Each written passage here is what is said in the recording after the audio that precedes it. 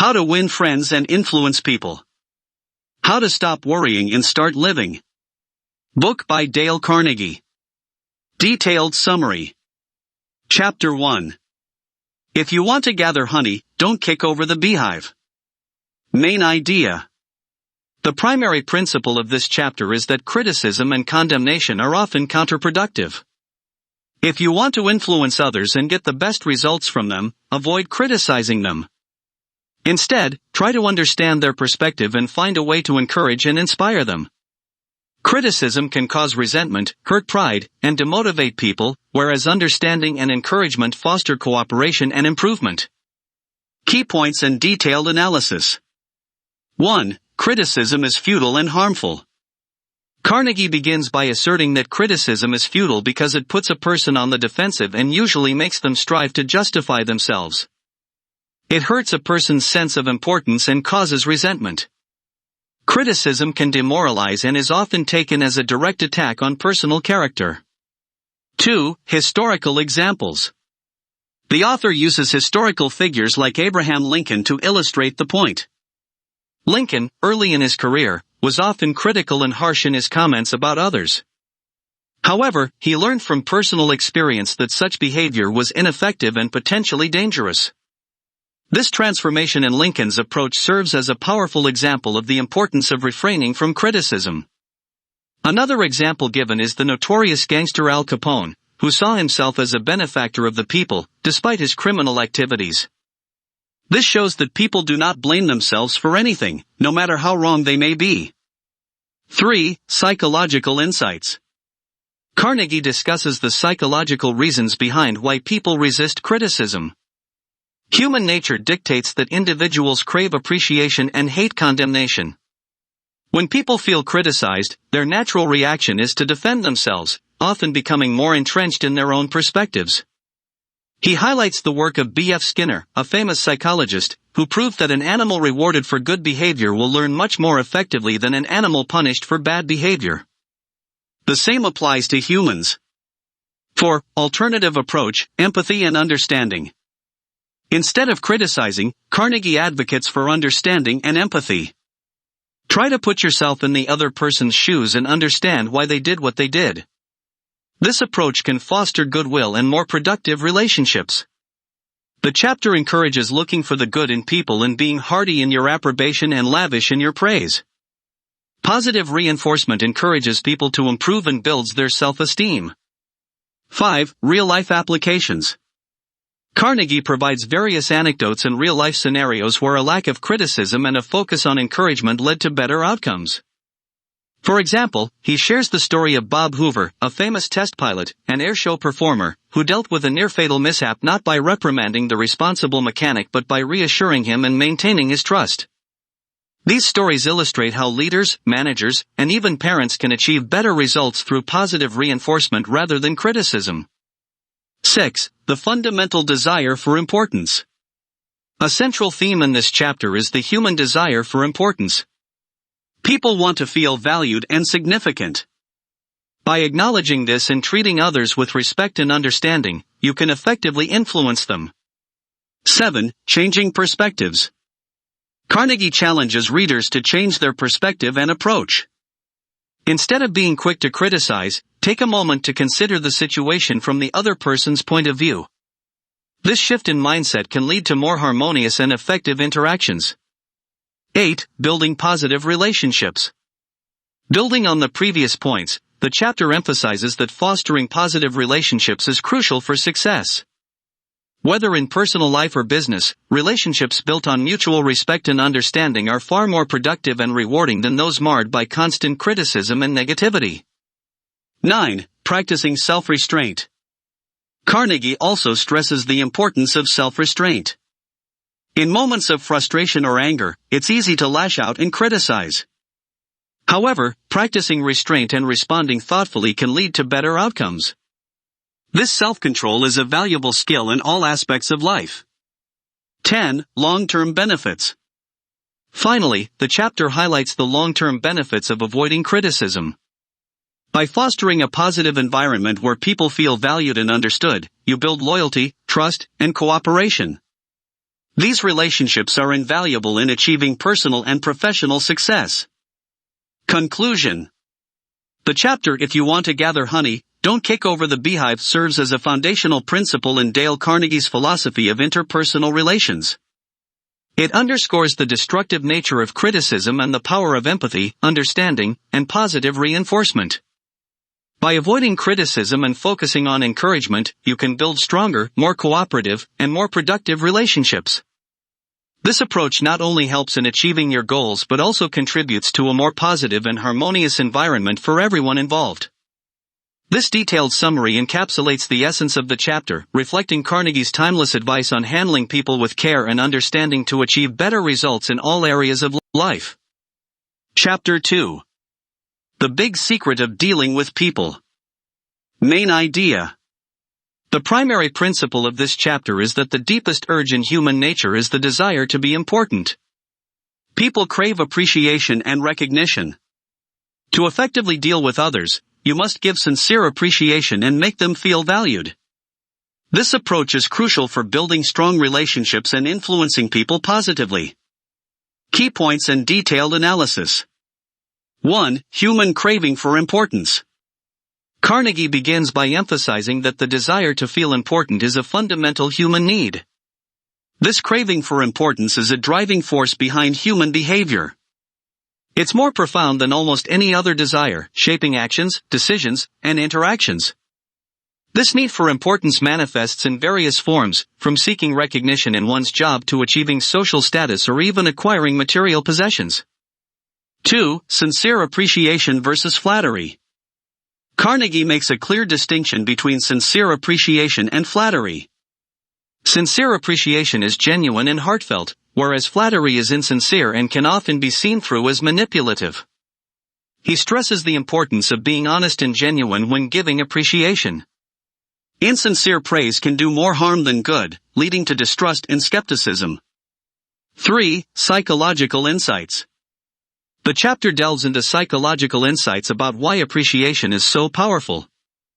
It taps into the intrinsic motivation of individuals, making them feel valued and understood. This emotional response can lead to increased cooperation, loyalty, and positive behavior. Carnegie references various psychological studies and expert opinions to back up his claims, demonstrating that people are more likely to respond positively when they feel appreciated. 4. Historical examples. To illustrate his points, Carnegie uses historical examples of famous personalities who mastered the art of making others feel important. One such example is Charles Schwab, a successful businessman who credited much of his success to his ability to appreciate others sincerely. Schwab's practice of giving heartfelt praise and making people feel important helped him build strong, loyal teams and achieve outstanding results in his businesses. 5. Practical applications.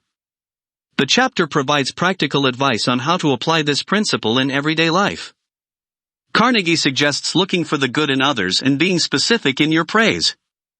Instead of generic compliments, focus on particular qualities or actions that you genuinely appreciate. This approach not only makes your appreciation more believable but also shows that you are paying attention and genuinely valuing the other person's contributions. 6. Building positive relationships.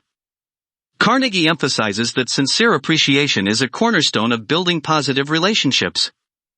Whether in personal life, work, or social interactions, making others feel important fosters trust and goodwill. By recognizing and appreciating others, you create an environment where people feel valued and motivated to contribute positively. 7. Avoiding criticism. In line with the previous chapter's advice, this chapter also underscores the importance of avoiding criticism. Instead of pointing out flaws, focus on what people are doing right and appreciate those efforts. This positive reinforcement encourages further good behavior and improvement. 8. Real-life anecdotes. Carnegie includes various real-life anecdotes to illustrate the impact of sincere appreciation. These stories highlight how small acts of recognition and appreciation can lead to significant improvements in relationships and outcomes. For instance, he shares the story of a schoolteacher who transformed a problematic student by sincerely appreciating his good qualities, leading to a complete turnaround in his behavior. 9. The ripple effect. The chapter discusses the ripple effect of appreciation. When you make someone feel important, they are likely to pass on that positive feeling to others, creating a chain reaction of goodwill and positive interactions. This effect can be particularly powerful in organizational settings, where a culture of appreciation can lead to higher morale, better teamwork, and increased productivity. 10. Overcoming challenges. Carnegie acknowledges that it can be challenging to find something to appreciate in everyone, especially those with whom you have conflicts or differences. However, he encourages readers to make the effort, as the rewards are worth it. Developing the habit of looking for the good in others and expressing sincere appreciation can transform your relationships and interactions. Conclusion. The chapter, The Big Secret of Dealing with People, provides a foundational principle for effective interpersonal relations. It underscores the power of sincere appreciation and the importance of making others feel important. By focusing on this principle, you can build stronger, more positive relationships, foster cooperation, and achieve better results in both personal and professional contexts. This detailed summary captures the essence of the chapter, reflecting Dale Carnegie's timeless advice on the importance of appreciation in dealing with people. Through understanding and applying this principle, you can enhance your ability to influence and connect with others effectively. Chapter 3. He who can do this has the whole world with him. He who cannot walks a lonely way. Main idea. The central tenet of this chapter is that the ability to arouse enthusiasm and make others eager to do things willingly is a crucial skill for building strong relationships and achieving success. The chapter emphasizes the power of invoking a strong desire in others to accomplish tasks, rather than relying on coercion or authority. Key points and detailed analysis. 1. Understanding motivation. Carnegie begins by highlighting the importance of understanding what motivates people. The key to inspiring action is to discover and appeal to the interests and desires of others. When people see how a task or goal aligns with their own interests, they are more likely to be enthusiastic and committed. This approach is about finding the intersection between your goals and the personal aspirations of those you wish to influence. 2. Historical and contemporary examples. Carnegie uses historical and contemporary examples to illustrate his points. One prominent example is John D. Rockefeller, who was known for his ability to inspire others to work with him rather than against him. His success was partly due to his knack for understanding and appealing to the interests of his partners and employees. Another example is Charles Schwab, who was known for his exceptional leadership and ability to arouse enthusiasm in his workforce. Schwab's approach to management was based on encouragement and appreciation rather than criticism and commands. 3. The power of encouragement. A recurring theme in the chapter is the power of encouragement. Carnegie suggests that people are more motivated by positive reinforcement and encouragement than by orders or criticism. By showing appreciation and recognizing the efforts of others, you can inspire them to achieve more. He stresses that sincere and specific praise can have a profound impact on individuals, boosting their confidence and enthusiasm. 4. Techniques for arousing enthusiasm. Carnegie outlines several techniques for arousing enthusiasm in others. Show genuine interest in others, take the time to understand their needs, desires, and motivations. Align your goals with their interests, demonstrate how accomplishing a task or goal will benefit them personally. Express genuine appreciation, recognize and praise their efforts and achievements sincerely. Set challenging yet attainable goals. People are often motivated by challenges that push them to grow and improve, but the goals should be realistic and attainable. Create a sense of ownership, involve others in the decision-making process and make them feel that their contributions are valued. 5. Building a cooperative spirit. The chapter emphasizes the importance of building a cooperative spirit. This involves creating an environment where people feel they are part of a team working towards a common goal. Cooperation is fostered through mutual respect, understanding, and shared purpose. Carnegie suggests that leaders who succeed in building this spirit of cooperation are more likely to achieve their objectives and maintain strong, positive relationships. 6. The role of leadership. Leadership plays a crucial role in arousing enthusiasm. Effective leaders understand that their success is tied to the motivation and enthusiasm of their team. They lead by example, demonstrate a strong commitment to the shared goals, and consistently encourage and support their team members. Carnegie points out that leaders who can inspire enthusiasm are often those who show genuine care for the well-being and development of their team members. 7. Practical applications. The chapter provides practical advice on how to apply these principles in various contexts, such as business, family, and social interactions. For example, a manager might increase productivity by recognizing the hard work of employees and showing them how their contributions help the company achieve its goals. In a family setting, parents can motivate their children by encouraging their interests and acknowledging their achievements. 8. Real-life anecdotes. Carnegie includes several anecdotes to illustrate the effectiveness of these techniques. One story describes a manager who turned around a failing department by focusing on the strengths and potential of his team members, rather than their weaknesses. By recognizing their abilities and encouraging their efforts, he was able to create a motivated and successful team. Another anecdote involves a teacher who transformed a disinterested student into a top performer by discovering and nurturing the student's passion for a particular subject. 9. Long-term benefits. The chapter highlights the long-term benefits of arousing enthusiasm. When people are motivated and enthusiastic, they are more likely to be productive, loyal, and committed. This leads to better outcomes, stronger relationships, and a more positive environment. Carnegie argues that those who master the art of inspiring enthusiasm will find that they have the support and cooperation of others, leading to greater personal and professional success. Conclusion. The chapter "He who can do this has the whole world with him."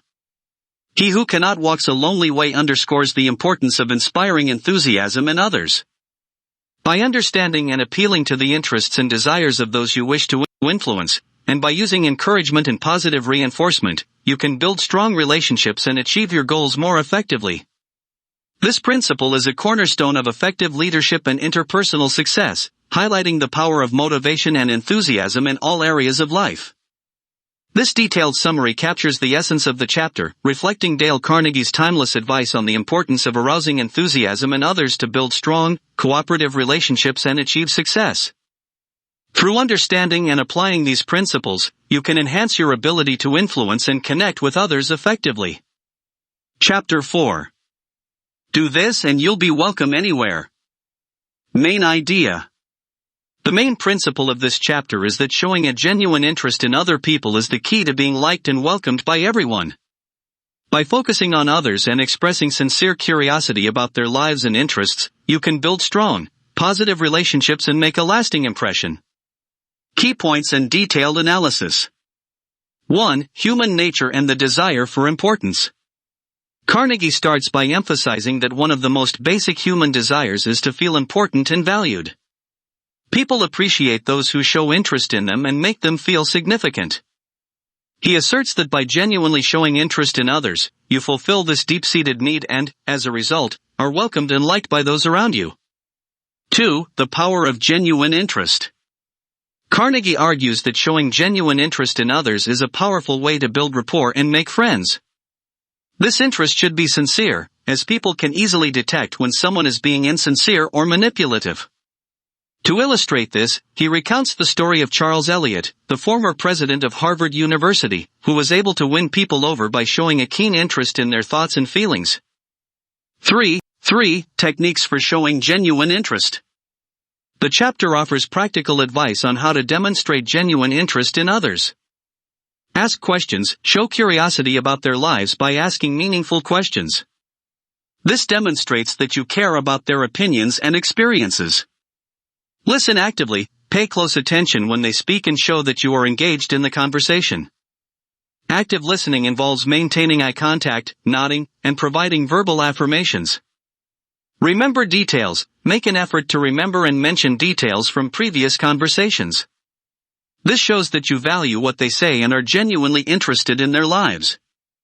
Express enthusiasm, be enthusiastic about their achievements and interests.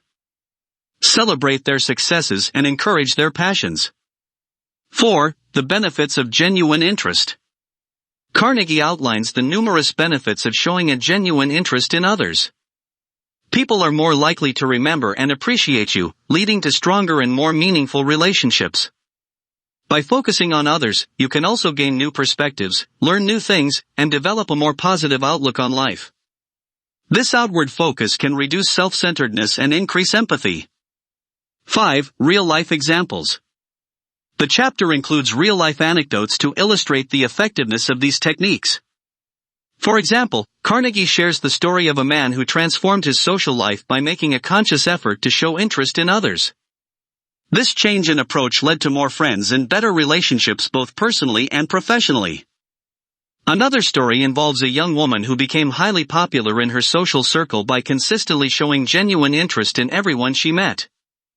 Her ability to make others feel valued and important made her universally liked and respected. 6. Overcoming challenges. Carnegie acknowledges that it can be challenging to show genuine interest, especially when dealing with difficult or uninteresting people. However, he emphasizes that every person has something interesting about them, and it is worth the effort to find out what that is. Developing this habit requires patience and practice, but the rewards in terms of improved relationships and personal satisfaction are significant. 7. The role of empathy. Empathy plays a crucial role in showing genuine interest. By putting yourself in others' shoes and understanding their feelings and perspectives, you can connect with them on a deeper level. Carnegie suggests practicing empathy by imagining how you would feel in the other person's situation and responding accordingly. 8. Practical applications. The chapter provides practical applications for various contexts, such as business, social gatherings, and family interactions. For instance, in a business setting, showing interest in colleagues and clients can lead to better teamwork, increased loyalty, and more successful negotiations. In social situations, being genuinely interested in others can make you more attractive and engaging, leading to more friendships and a richer social life. 9. The ripple effect. Carnegie discusses the ripple effect of showing genuine interest. When you make someone feel important and valued, they are likely to pass on that positive feeling to others. This creates a cycle of goodwill and positive interactions, enhancing the overall environment. This effect can be particularly powerful in organizational settings, where a culture of mutual interest and respect can lead to higher morale and better performance. 10. Long-term benefits. The chapter highlights the long-term benefits of developing the habit of showing genuine interest in others. These benefits include stronger relationships, a broader network of friends and associates, and a more fulfilling life. Carnegie argues that those who master this skill will find themselves more welcome and appreciated wherever they go, leading to greater personal and professional success. Conclusion. The chapter "Do This and You'll Be Welcome Anywhere" emphasizes the importance of showing genuine interest in others as a key to being liked and welcomed by everyone. By focusing on others and expressing sincere curiosity about their lives and interests, you can build strong, positive relationships and make a lasting impression. This principle is a cornerstone of effective interpersonal relations, highlighting the power of empathy, active listening, and genuine appreciation in building connections and achieving success. This detailed summary captures the essence of the chapter, reflecting Dale Carnegie's timeless advice on the importance of showing genuine interest in others. Through understanding and applying these principles, you can enhance your ability to connect with and influence people effectively. Chapter 5: A Simple Way to Make a Good Impression. Main idea. The main principle of this chapter is that a simple yet powerful way to make a good impression on others is to smile. A smile conveys friendliness, warmth, and approachability, making people feel comfortable and valued in your presence. By incorporating this simple gesture into your interactions, you can create positive first impressions and build rapport quickly. Key points and detailed analysis. 1. The power of a smile. Carnegie begins by emphasizing the transformative power of a smile. A genuine smile can break the ice, disarm hostility, and create an instant connection between people. It is a universal sign of goodwill and positivity. Smiling can significantly impact the way others perceive you, often making you appear more likable, approachable, and trustworthy. 2. Psychological and physiological effects. The chapter delves into the psychological and physiological effects of smiling. When you smile, it triggers the release of endorphins and serotonin, the feel-good hormones, which not only improve your mood but also reduce stress. Smiling is contagious. When you smile at someone, they are likely to smile back. This mutual exchange of smiles can create a positive atmosphere and enhance social bonding. 3. Creating positive impressions. Carnegie emphasizes that first impressions are crucial, as they often set the tone for future interactions. A smile can be a powerful tool in making a positive first impression, whether in social, professional, or casual settings. He argues that people are more likely to remember and appreciate those who greet them with a smile, as it makes the interaction pleasant and memorable. 4. Real-life examples and anecdotes. The chapter includes real-life examples and anecdotes to illustrate the impact of a smile. One story involves a department store manager who transformed the customer experience by encouraging his staff to greet every customer with a smile. This simple change led to increased customer satisfaction and loyalty. Another example highlights a successful businessman who attributed much of his success to his habit of smiling and maintaining a cheerful demeanor, which helped him build strong relationships with clients and colleagues. 5. Cultural universality. Carnegie points out that smiling is a universal gesture understood and appreciated across different cultures and languages. It transcends cultural barriers and communicates friendliness and openness, making it an effective tool for international interactions. He suggests that, regardless of where you are or who you are dealing with, a smile can convey positive intentions and foster mutual understanding. 6. Genuine versus fake smiles. The chapter emphasizes the importance of sincerity in smiling. A genuine smile involves not just the mouth but also the eyes, creating a warm and authentic expression. People can often detect the difference between a sincere smile and a forced or fake one. Carnegie advises practicing genuine smiling by thinking of happy thoughts or recalling pleasant memories, which can naturally induce a heartfelt smile. 7. Overcoming challenges. Carnegie acknowledges that not everyone finds it easy to smile, especially in stressful or challenging situations. However, he encourages readers to make a conscious effort to smile, as it can improve both their mood and the mood of those around them. Developing the habit of smiling can take time, but with practice, it can become a natural and effortless part of your interactions. 8. Practical applications. The chapter provides practical tips on how to incorporate smiling into various aspects of life. For example, in business, greet colleagues and clients with a smile to create a positive and welcoming environment. In social situations, use a smile to make new acquaintances feel comfortable and valued. In personal relationships, smile at your family and friends to show love and appreciation, strengthening your bonds. 9. Building a positive environment. Carnegie discusses how a culture of smiling can create a positive environment. Whether in a workplace, community, or family, encouraging smiles can lead to improved morale, better teamwork, and enhanced cooperation. Leaders who model this behavior can set a tone of positivity and openness, influencing others to follow suit. 10. Long-term benefits. The long-term benefits of smiling are substantial. People who smile frequently are often perceived as more confident, approachable, and successful. This perception can open doors to new opportunities and foster long-lasting relationships. By making a habit of smiling, you can create a more positive outlook on life, attracting positive experiences and people into your life. Conclusion. The chapter A Simple Way to Make a Good Impression highlights the profound impact of a simple smile. By smiling genuinely and frequently, you can make positive first impressions, build rapport, and create a welcoming atmosphere in any setting. This principle is a cornerstone of effective interpersonal relations, demonstrating the power of a simple gesture in fostering connections and achieving success. This detailed summary captures the essence of the chapter, reflecting Dale Carnegie's timeless advice on the importance of smiling. Through understanding and applying this principle, you can enhance your ability to connect with and influence others effectively, creating a positive and lasting impression wherever you go. Chapter 6. If you don't do this, you are headed for trouble. Main idea.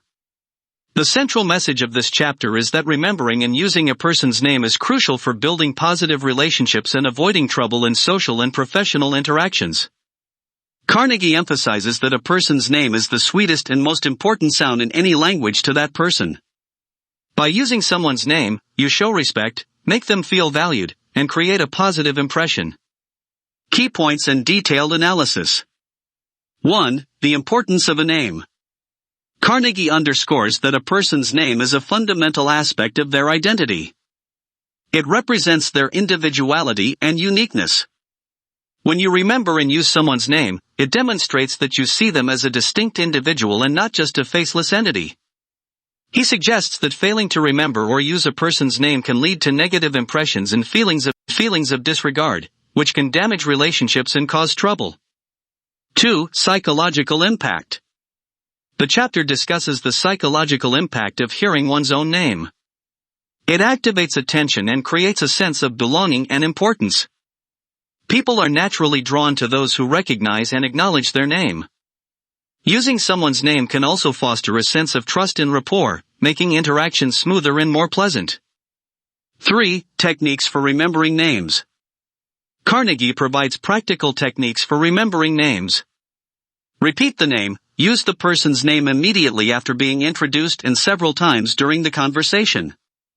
Associate the name, create a mental association with something familiar or memorable to help recall the name later. Write it down, take notes or write down the name soon after meeting the person, along with any details that might help you remember them. Review regularly, go over your notes or mental associations regularly to reinforce your memory of the names. 4. Real-life examples. The chapter includes anecdotes and examples to illustrate the effectiveness of remembering and using names. One story involves a politician who built a successful career partly due to his remarkable ability to remember names, which endeared him to voters and colleagues alike. Another example highlights a business executive who made a lasting impression on clients and employees by consistently using their names, fostering loyalty and respect. 5. Building relationships. Carnegie emphasizes that using a person's name is a powerful tool for building and maintaining relationships. It shows that you care about the individual and value their presence, which can strengthen personal and professional bonds. He advises making a conscious effort to use names in all interactions, whether in casual conversations, formal meetings, or written communications. 6. Creating a positive environment. The chapter discusses how the consistent use of names can create a positive and inclusive environment. In a workplace, for instance, managers and leaders who use employees' names can boost morale and make team members feel recognized and appreciated. In social settings, using names can enhance the sense of community and belonging, making gatherings more enjoyable and cohesive. 7. Avoiding trouble. Carnegie warns that neglecting to remember and use names can lead to trouble. People may feel slighted or unimportant if their names are forgotten or misused, which can result in strained relationships and missed opportunities. He stresses that this small yet significant effort can prevent misunderstandings and foster goodwill, reducing the potential for conflict and negativity. 8. Cultural sensitivity. The chapter touches on the importance of cultural sensitivity when using names. Some cultures place significant emphasis on names and titles, and understanding these nuances can enhance your interactions and demonstrate respect. Carnegie advises being mindful of proper name usage, pronunciation, and cultural significance to avoid inadvertently causing offense. 9. Practical applications. The chapter provides practical tips for applying this principle in various contexts. In business, use clients' and colleagues' names in meetings, emails, and conversations to build rapport and show professionalism. In social settings, address friends and acquaintances by name to create a warm and friendly atmosphere. In personal relationships, use family members and close friends' names to express affection and strengthen bonds. 10. Long-term benefits. Carnegie highlights the long-term benefits of mastering this principle. By consistently using names, you can build a reputation as a considerate and personable individual, which can open doors to new opportunities and enhance your social and professional life. This habit can also contribute to your personal growth, as it encourages attentiveness, empathy, and effective communication. Conclusion. The chapter "If You Don't Do This, You Are Headed for Trouble" emphasizes the critical importance of remembering and using people's names in all interactions. By doing so, you show respect, make others feel valued, and create positive impressions. This principle is essential for building and maintaining strong relationships, avoiding misunderstandings, and fostering a positive and inclusive environment. This detailed summary captures the essence of the chapter, reflecting Dale Carnegie's timeless advice on the importance of using names to connect with others. Through understanding and applying this principle, you can enhance your ability to build rapport, create lasting impressions, and navigate social and professional interactions effectively. Chapter 7. An easy way to become a good conversationalist. Main idea. The central tenet of this chapter is that the key to being a good conversationalist is to be a good listener. Carnegie emphasizes that showing genuine interest in what others have to say and encouraging them to talk about themselves can make you more appealing and likable in social interactions. Listening attentively and responding appropriately are fundamental skills for effective communication and building strong relationships. Key points and detailed analysis. 1. The importance of listening. Carnegie begins by stressing that listening is more important than talking when it comes to being a good conversationalist.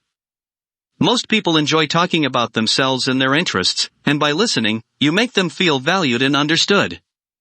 He asserts that listening attentively can make you more likable and engaging, as people appreciate those who show interest in them. 2. Psychological underpinnings. The chapter delves into the psychological aspect of listening. Carnegie explains that people have a deep-seated desire to be heard and understood. When you listen to someone, you fulfill this need, making them feel significant and appreciated. By giving others your undivided attention, you validate their feelings and experiences, which fosters trust and rapport. 3. Techniques for effective listening. Carnegie provides practical techniques for becoming a better listener. Encourage others to talk about themselves. Ask open-ended questions that allow people to express their thoughts and feelings. This shows that you are genuinely interested in their perspectives. Be fully present, focus entirely on the speaker, avoiding distractions, and giving them your full attention. This involves making eye contact, nodding, and providing verbal affirmations. Avoid interrupting, let the speaker finish their thoughts without interrupting. This demonstrates respect and patience, allowing them to fully express themselves. Show empathy and understanding. Respond with empathy, reflecting back what you've heard and showing that you understand their point of view. 4. Benefits of being a good listener. Carnegie outlines the numerous benefits of being a good listener. Build stronger relationships. By listening, you create a deeper connection with others, leading to stronger and more meaningful relationships. Enhances trust and loyalty. People are more likely to trust and feel loyal to someone who listens to them and values their input. Improves communication. Effective listening leads to better understanding and clearer communication, reducing misunderstandings and conflicts. 5. Real-life examples and anecdotes. The chapter includes real-life anecdotes to illustrate the power of listening. One story involves a sales manager who significantly improved his relationships with clients by simply listening to their needs and concerns, leading to increased sales and customer satisfaction. Another example highlights a diplomat who was highly successful in negotiations because he mastered the art of listening, which helped him understand the other party's perspective and find common ground. 6. The role of listening in leadership. Carnegie emphasizes that effective listening is a crucial skill for leaders.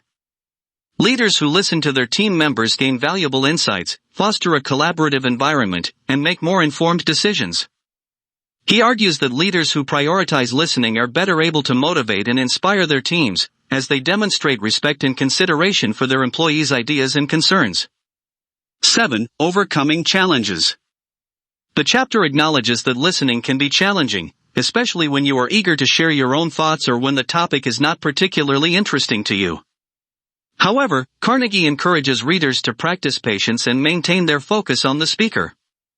Developing good listening habits requires conscious effort and practice, but the rewards in terms of improved relationships and communication are well worth it. 8. Listening as a skill. Carnegie highlights that listening is a skill that can be developed and refined. He suggests actively practicing listening in everyday interactions and seeking feedback on your listening abilities. By continually working on this skill, you can become a more effective and engaging conversationalist. 9. Practical applications. The The chapter provides practical tips for applying these principles in various contexts. In business, listen to colleagues and clients to understand their needs and build strong professional relationships. In social settings, engage in conversations by listening to friends and acquaintances, making them feel valued and understood. In personal relationships, show empathy and understanding by listening to family members and loved ones, strengthening your emotional bonds. 10. Long-term benefits. Carnegie highlights the long-term benefits of being a good listener. By mastering this skill, you can enhance your social and professional interactions, leading to greater success and fulfillment in life. Good listeners are often seen as more charismatic and influential, as they are able to connect with others on a deeper level and foster mutual respect and understanding. Conclusion. The chapter An Easy Way to Become a Good Conversationalist emphasizes the importance of listening as the key to effective communication and building strong relationships. By showing genuine interest in others, encouraging them to talk about themselves, and listening attentively, you can become a more engaging and likable conversationalist.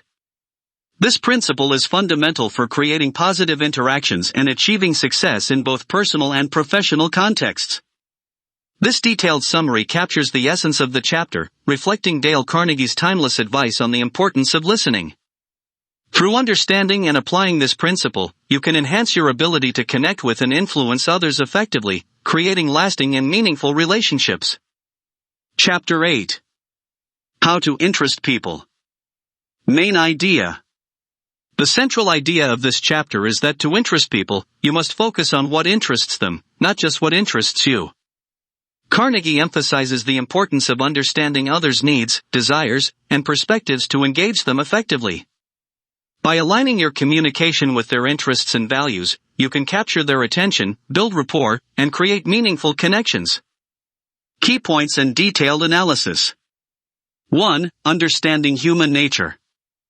Carnegie begins by highlighting the fundamental principle that people are primarily interested in themselves and their own concerns.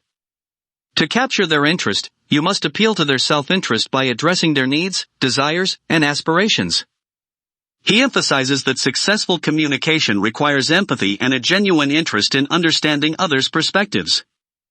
2. Identifying common interests. The chapter discusses the importance of finding common ground with others to establish rapport and interest. By discovering shared interests, experiences, or values, you can create a connection that resonates with the other person. Carnegie suggests asking questions and actively listening to uncover areas of common interest and mutual understanding. 3. Tailoring your communication. Carnegie advises tailoring your communication to suit the interests and preferences of your audience. This involves adapting your language, tone, and content to resonate with their values and concerns. He suggests avoiding topics that are irrelevant or uninteresting to the other person and instead focusing on subjects that are meaningful and relevant to them. 4. Creating emotional connections. The chapter highlights the importance of creating emotional connections with others to capture their interest. Emotional appeals, such as storytelling or sharing personal experiences, can evoke empathy and engagement. Carnegie emphasizes the power of emotion in influencing behavior and decision-making, urging readers to tap into the emotional aspects of communication to interest and persuade others. 5. Demonstrating genuine interest. Carnegie stresses the importance of demonstrating genuine interest in others to capture their attention and engagement. This involves asking thoughtful questions, actively listening to their responses, and showing empathy and understanding. He suggests avoiding self-centered behavior and focusing on making the other person feel valued and appreciated. 6. Finding common ground. The chapter discusses strategies for finding common ground with others, even in diverse or unfamiliar settings. This may involve exploring shared experiences, hobbies, or goals that bridge cultural or social differences. Carnegie encourages readers to approach conversations with an open mind and a willingness to learn from others' perspectives. 7. Using examples and analogies. Carnegie recommends using examples and analogies to make complex or abstract concepts more relatable and interesting to others. Analogies can help illustrate key points and facilitate understanding by drawing parallels to familiar experiences. He suggests using vivid language and concrete examples to capture attention and maintain interest. 8. Appealing to self-interest. Carnegie emphasizes the importance of appealing to others' self-interest to capture their attention and engagement. By highlighting the benefits or relevance of your message to their personal goals or concerns, you can pique their interest and motivate them to listen. He suggests framing your communication in terms of what the other person stands to gain or achieve, rather than focusing solely on your own interests or objectives. 9. Practical applications. The chapter provides practical tips for applying these principles in various contexts, such as business, social interactions, and personal relationships. For example, in business, tailor your sales pitch to address the specific needs and challenges of your potential customers. In social settings, engage others by asking open-ended questions and actively listening to their responses. In personal relationships, demonstrate empathy and understanding by acknowledging and validating the other person's feelings and experiences. 10. Long-term benefits. Carnegie highlights the long-term benefits of mastering the art of interesting people. By building strong connections and fostering mutual interest and understanding, you can enhance your relationships, influence others positively, and achieve greater personal and professional success.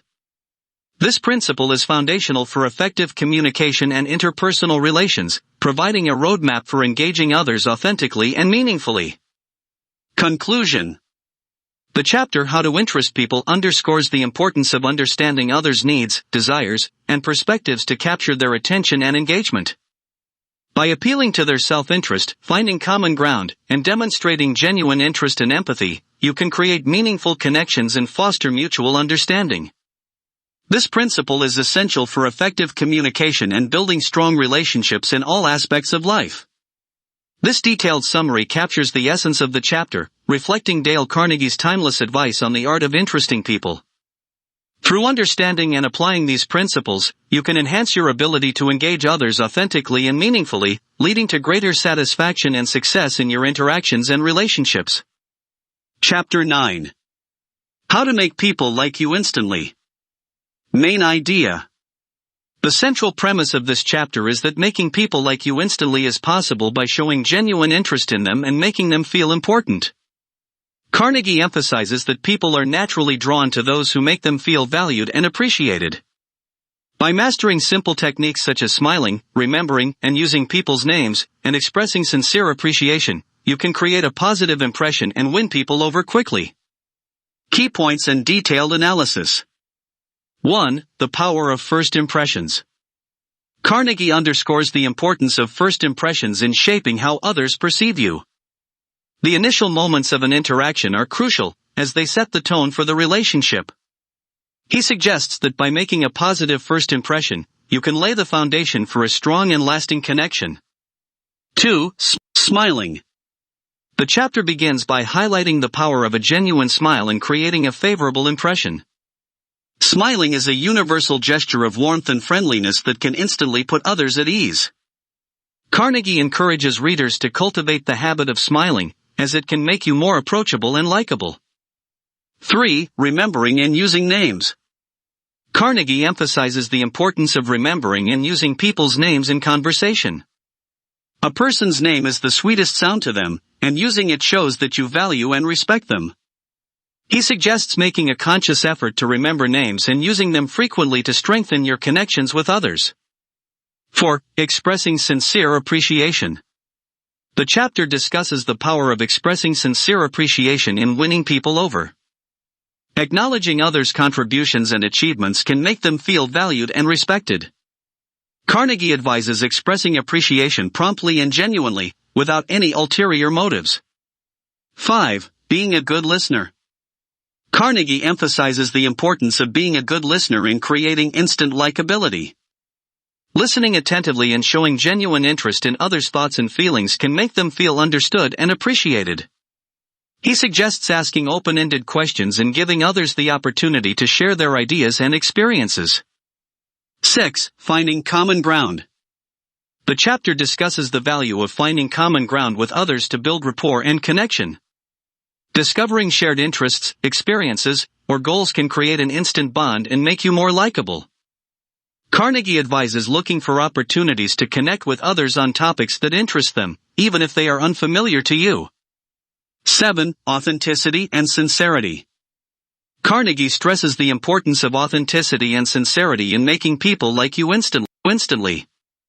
Genuine interest and appreciation cannot be faked, and people can often sense insincerity. He advises being authentic in your interactions and genuinely caring about others' well-being. 8. Using body language. The chapter touches on the role of body language in creating instant likability.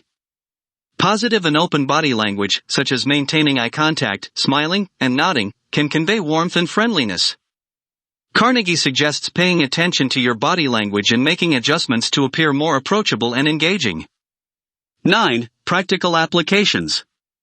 The chapter provides practical tips for applying these principles in various situations, such as social gatherings, networking events, and professional settings. For example, in social settings, approach others with a genuine smile and engage them in conversation by asking open-ended questions. In professional settings, express appreciation for colleagues' contributions and make an effort to remember their names and interests. 10. Long-term benefits. Carnegie highlights the long-term benefits of making people like you instantly. By mastering these techniques, you can build strong and lasting relationships, enhance your social and professional interactions, and create a positive reputation. This principle is foundational for effective communication and interpersonal relations, providing a framework for creating meaningful connections and achieving success in all areas of life. Conclusion. The chapter How to Make People Like You Instantly outlines practical strategies for creating a positive impression and winning people over quickly. By showing genuine interest in others, expressing sincere appreciation, and using positive body language, you can make others feel valued and appreciated. These techniques are essential for building strong and lasting relationships, enhancing your social and professional interactions, and achieving success in all aspects of life. This detailed summary captures the essence of the chapter, reflecting Dale Carnegie's timeless advice on the art of making people like you instantly. Through understanding and applying these principles, you can enhance your ability to connect with others authentically and create meaningful relationships that last a lifetime. Chapter 10. You can't win an argument. Main idea. The central premise of this chapter is that engaging in arguments rarely leads to positive outcomes. Carnegie emphasizes that trying to prove yourself right and others wrong only escalates conflicts and damages relationships. Instead, he advocates for strategies such as avoiding arguments altogether, listening to others' perspectives, and seeking common ground to resolve disagreements amicably. Key points and detailed analysis. 1. The futility of arguments. Carnegie begins by highlighting the inherent futility of arguments.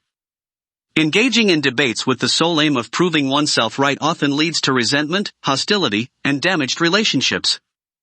He argues that even if you win the argument by proving your point, you may lose the respect and goodwill of the other person, which can have long-lasting repercussions. 2. The dangers of criticism. The chapter discusses the dangers of criticism in escalating conflicts.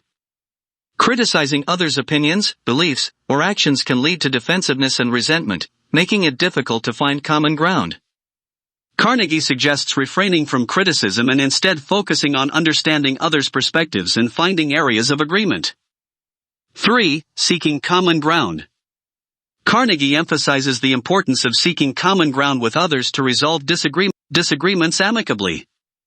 Finding areas of agreement, no matter how small, can lay the foundation for constructive dialogue and compromise. He advises approaching disagreements with an open mind and a willingness to listen to others' viewpoints, even if they differ from your own. 4. Avoiding arguments. The chapter discusses strategies for avoiding arguments altogether. Carnegie suggests refraining from engaging in debates that are unlikely to lead to productive outcomes.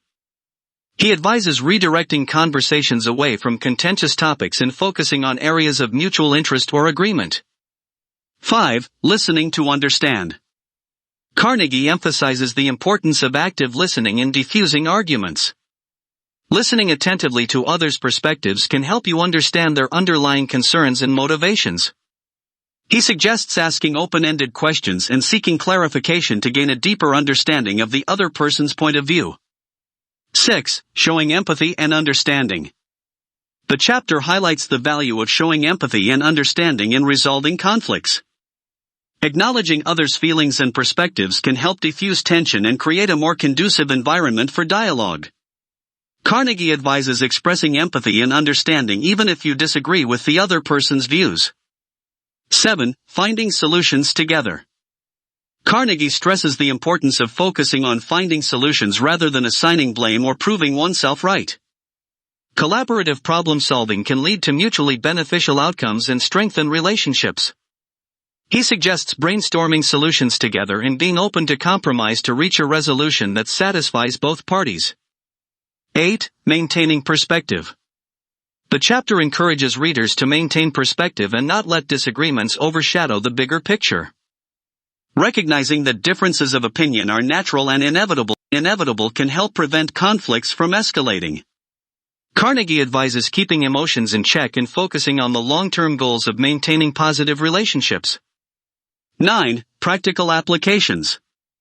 The chapter provides practical tips for applying these principles in various situations, such as personal relationships, workplace conflicts, and social interactions. For example, in personal relationships, focus on understanding your partner's perspective and finding common ground to resolve conflicts. In the workplace, approach disagreements with colleagues with an open mind and a willingness to collaborate on finding solutions. In social settings, avoid contentious topics and focus on enjoying each other's company rather than winning arguments. 10. Long-term benefits. Carnegie highlights the long-term benefits of avoiding arguments and seeking constructive resolutions to conflicts. By prioritizing understanding, empathy, and collaboration, you can strengthen your relationships, foster mutual respect, and create a more harmonious environment. This principle is essential for effective communication and conflict resolution, providing a roadmap for navigating disagreements and maintaining positive relationships in all areas of life. Conclusion. The chapter You Can't Win an Argument underscores the futility of engaging in arguments and the importance of seeking constructive resolutions to conflicts. By avoiding criticism, listening actively, and seeking common ground, you can diffuse tension, strengthen relationships, and foster mutual understanding. This principle is foundational for effective communication and conflict resolution, providing a framework for maintaining positive relationships and achieving success in all aspects of life. This detailed summary captures the essence of the chapter, reflecting Dale Carnegie's timeless advice on the art of resolving conflicts peacefully. Through understanding and applying these principles, you can enhance your ability to navigate disagreements effectively and maintain harmonious relationships that withstand the test of time. Chapter 11. A sure way of making enemies, and how to avoid it. Main idea. The central theme of this chapter is the detrimental impact of criticism and condemnation on interpersonal relationships. Carnegie emphasizes that criticizing, condemning, and complaining about others only serves to alienate them and create hostility. Instead, he advocates for strategies such as showing appreciation, understanding, and empathy to foster positive relationships and avoid making enemies. Key points and detailed analysis. 1. The destructive power of criticism. Carnegie begins by highlighting the destructive effects of criticism and condemnation on interpersonal relationships. Criticizing others' actions, beliefs, or character traits can lead to resentment, defensiveness, and hostility. He argues that criticism rarely achieves its intended purpose and often damages relationships irreparably. 2. The need for acceptance and approval. The chapter discusses the innate human desire for acceptance and approval. People naturally seek validation and affirmation from others and feel hurt and resentful when criticized or condemned. Carnegie emphasizes the importance of acknowledging others' efforts and contributions and showing appreciation for their unique qualities and perspectives. 3. Empathy and understanding. Carnegie stresses the importance of empathy and understanding in avoiding conflicts and making friends. Putting yourself in others' shoes and seeing the world from their perspective can foster mutual respect and compassion. He advises approaching interactions with an open mind and a willingness to listen to others' viewpoints without judgment or criticism. 4. The power of appreciation. The chapter highlights the transformative power of appreciation in building positive relationships. Expressing genuine appreciation for others' efforts, achievements, and contributions can strengthen bonds and foster goodwill. Carnegie suggests making a habit of expressing appreciation regularly and sincerely, both in personal and professional settings. 5. Avoiding negative criticism. Carnegie discusses strategies for avoiding negative criticism and condemnation. Instead of focusing on others' faults and shortcomings, he advises redirecting your attention to their positive qualities and accomplishments. He suggests refraining from making negative comments or judgments and focusing on constructive feedback and encouragement. 6. Creating a positive environment. The chapter emphasizes the importance of creating a positive and supportive environment in interpersonal interactions.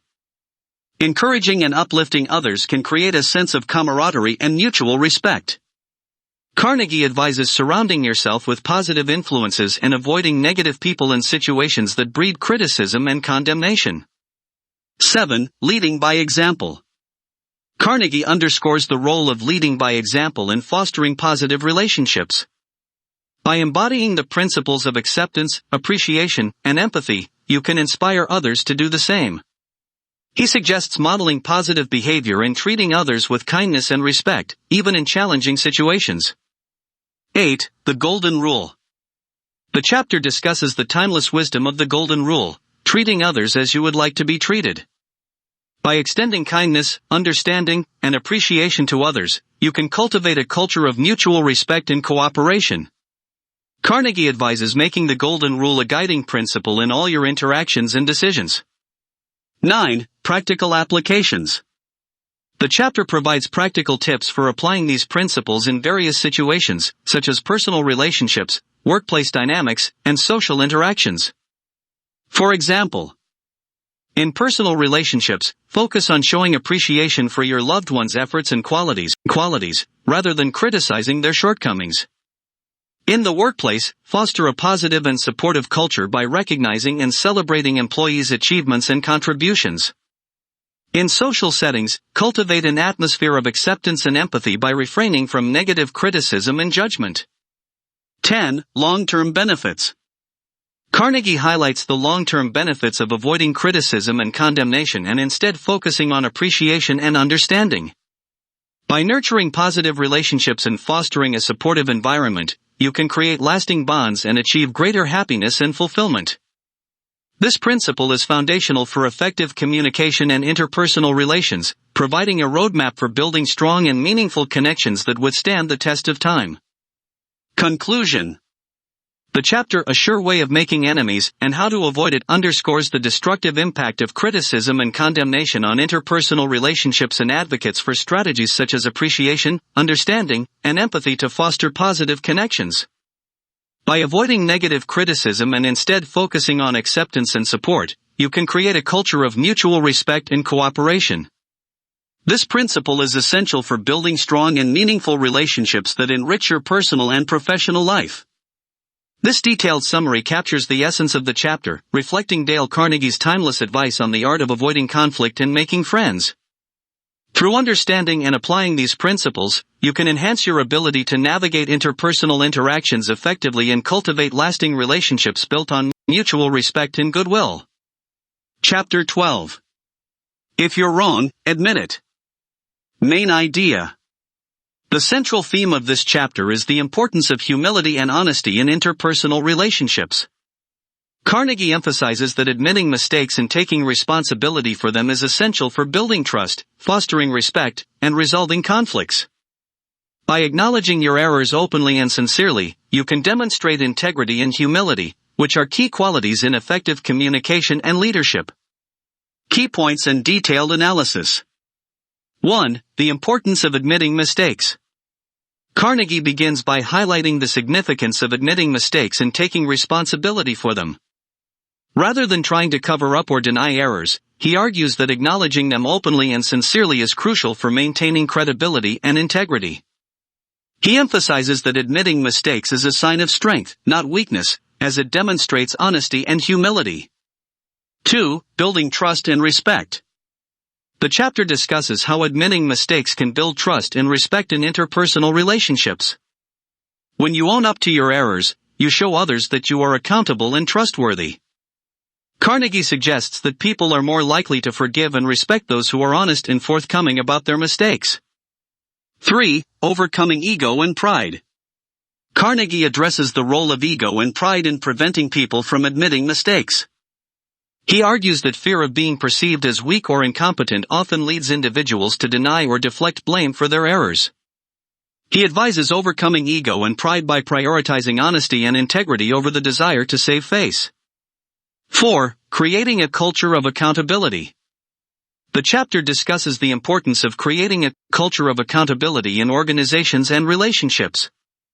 Encouraging openness and transparency about mistakes can foster a supportive environment where individuals feel comfortable admitting their errors. Carnegie suggests that leaders play a crucial role in setting the tone for accountability by modeling honesty and humility. 5. Resolving conflicts and building relationships. Carnegie emphasizes the role of admitting mistakes in resolving conflicts and repairing relationships. When you acknowledge your errors and apologize sincerely, you demonstrate empathy and a willingness to make amends. He suggests that admitting mistakes can help diffuse tension and pave the way for constructive dialogue and reconciliation. 6. Learning and growth. The chapter discusses the value of admitting mistakes as a catalyst for learning and growth. By acknowledging your errors, you can gain valuable insights and feedback that contribute to personal and professional development. Carnegie advises approaching mistakes as opportunities for improvement rather than sources of shame or embarrassment. 7. Leading by example. Carnegie underscores the importance of leading by example in admitting mistakes. Leaders who acknowledge their errors openly and sincerely set a positive precedent for accountability and integrity. He suggests that leaders who take responsibility for their mistakes inspire trust and loyalty among their team members. 8. Practical applications.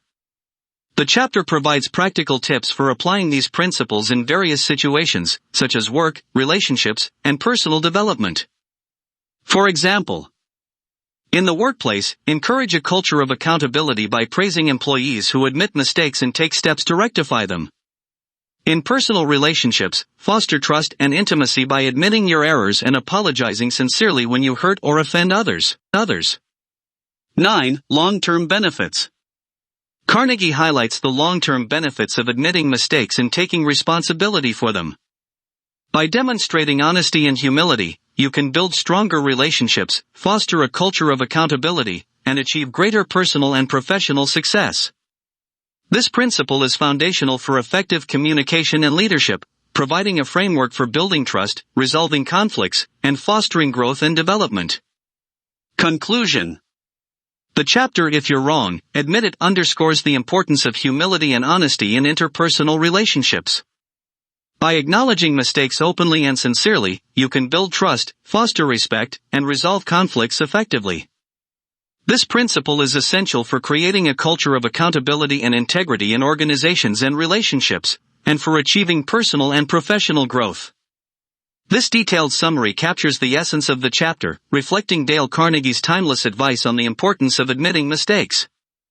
Through understanding and applying these principles, you can enhance your ability to communicate effectively, lead with integrity, and build meaningful relationships based on trust and respect. Chapter 13. A Drop of Honey. Main idea. The central theme of this chapter is the power of kindness, diplomacy, and empathy in interpersonal interactions.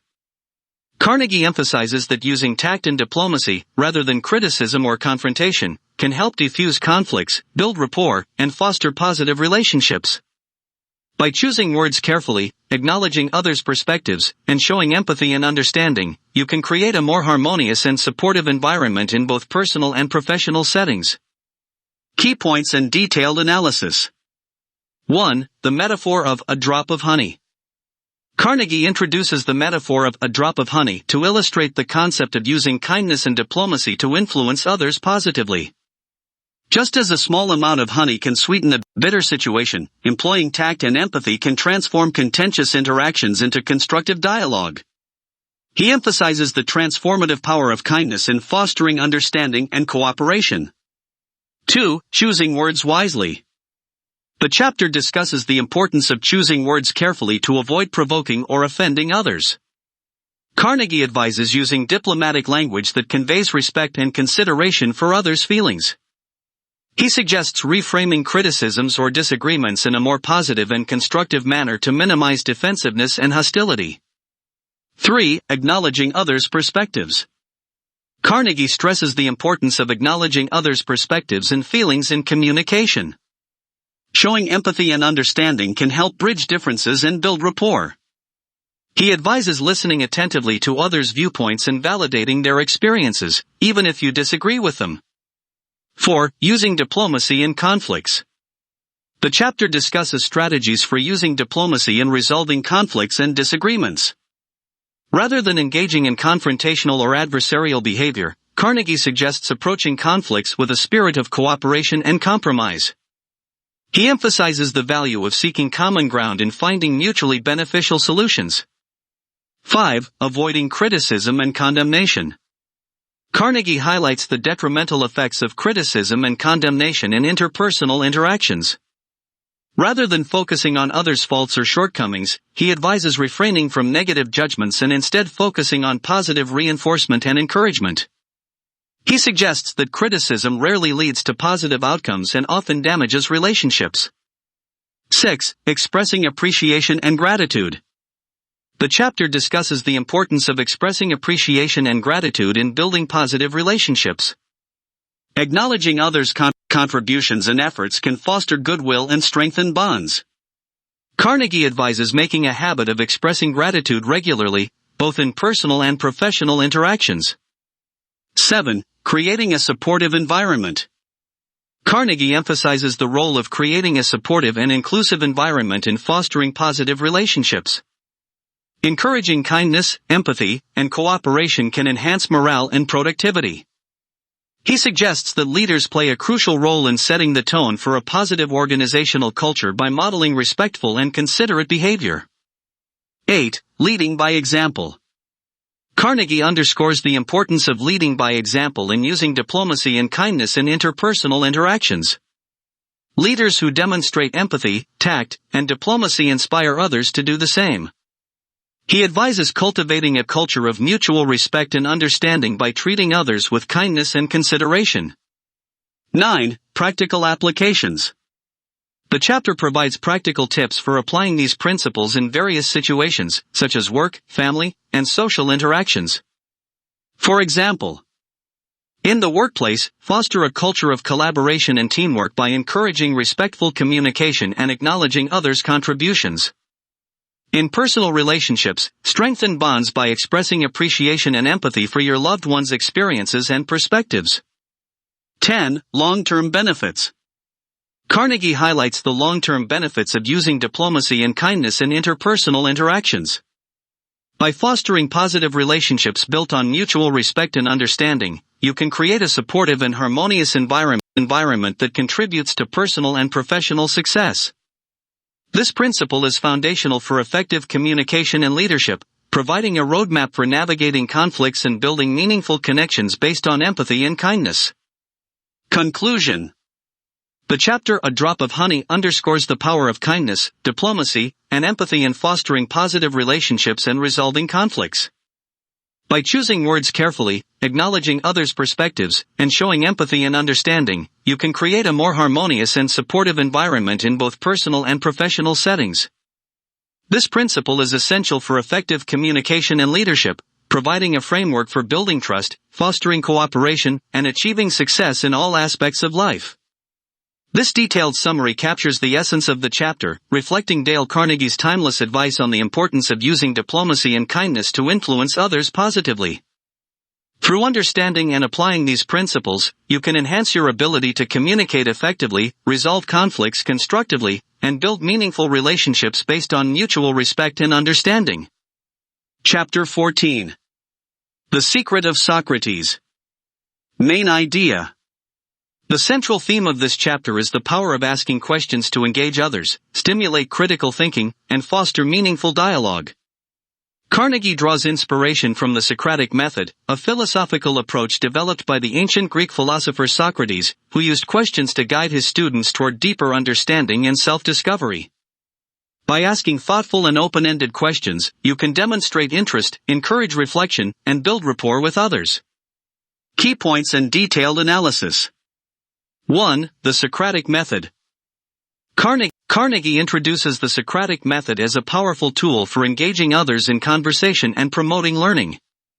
Socrates, the ancient Greek philosopher, used questioning as a means of stimulating critical thinking and guiding his students toward greater insight and understanding. He emphasizes that the Socratic method is based on the principle of inquiry and encourages individuals to explore ideas, challenge assumptions, and arrive at their own conclusions through reasoned dialogue. 2. Asking thoughtful questions. The chapter discusses the importance of asking thoughtful and open-ended questions to engage others in conversation. Thoughtful questions invite reflection and encourage individuals to articulate their thoughts and opinions. Carnegie suggests that asking questions demonstrates interest and curiosity, which can foster rapport and create a more dynamic and engaging interaction. 3. Encouraging reflection and self-discovery. Carnegie highlights the role of questioning in encouraging reflection and self-discovery. By prompting individuals to examine their beliefs, values, and assumptions, questions can stimulate personal growth and insight. He suggests that the Socratic method fosters a spirit of inquiry and encourages individuals to question their own assumptions and consider alternative perspectives. 4. Building rapport and understanding. The chapter emphasizes that asking questions can help build rapport and understanding in interpersonal interactions. By showing genuine interest in others' thoughts and experiences, you can create a more meaningful connection. Carnegie advises asking questions that demonstrate empathy and curiosity, such as inquiries about others' interests, experiences, and perspectives. 5. Active listening and empathy. Carnegie underscores the importance of active listening and empathy in conjunction with asking questions. Listening attentively to others' responses and showing empathy can create a supportive environment for dialogue and reflection. He suggests that the Socratic method involves not only asking questions but also listening deeply to others' answers and engaging with their ideas thoughtfully. 6. Fostering critical thinking. The chapter discusses the role of questioning in fostering critical thinking and intellectual curiosity. By challenging assumptions and encouraging individuals to consider alternative viewpoints, questions can stimulate intellectual growth and creativity. Carnegie advises asking questions that provoke thought and encourage individuals to explore new ideas and perspectives. 7. Creating a collaborative environment. Carnegie highlights the collaborative nature of the Socratic method, which involves engaging others in dialogue and co-creating knowledge. By inviting input and encouraging discussion, you can create a more inclusive and participatory environment. He suggests that the Socratic method values dialogue and exchange of ideas, rather than monologue or lecture. 8. Practical applications. The chapter provides practical tips for applying the principles of the Socratic method in various situations, such as meetings, presentations, and personal conversations. For example, in meetings, encourage participation by asking open-ended questions that invite input and discussion. In presentations, engage the audience by posing thought-provoking questions that stimulate reflection and inquiry. 9. Long-term benefits. Carnegie highlights the long-term benefits of using the Socratic method in interpersonal interactions. By asking thoughtful questions and fostering dialogue, you can build stronger relationships, promote intellectual growth, and create a more inclusive and collaborative environment. This principle is essential for effective communication and leadership, providing a framework for engaging others in meaningful dialogue and promoting learning and understanding. Conclusion. The chapter The Secret of Socrates underscores the power of asking questions to engage others, stimulate critical thinking, and foster meaningful dialogue. Drawing inspiration from the Socratic method, Carnegie highlights the value of inquiry in promoting intellectual growth, building rapport, and creating a collaborative environment. Through understanding and applying these principles, you can enhance your ability to communicate effectively, promote learning, and build meaningful relationships based on mutual respect and understanding. This detailed summary captures the essence of the chapter, reflecting Dale Carnegie's timeless advice on the importance of asking questions to engage others in meaningful dialogue. Through the Socratic method, you can foster intellectual curiosity, stimulate critical thinking, and create a more inclusive and collaborative environment in both personal and professional settings. Chapter 15. The Safety Valve in Handling Complaints. Main idea. The central theme of this chapter is the importance of effectively managing complaints and criticism to prevent conflicts and maintain positive relationships. Carnegie emphasizes that complaints are an inevitable part of human interaction, but they can also serve as valuable feedback for improvement. By listening attentively, showing empathy, and taking constructive action to address concerns, you can diffuse tension, build trust, and strengthen relationships. Key points and detailed analysis. 1. Understanding the nature of complaints.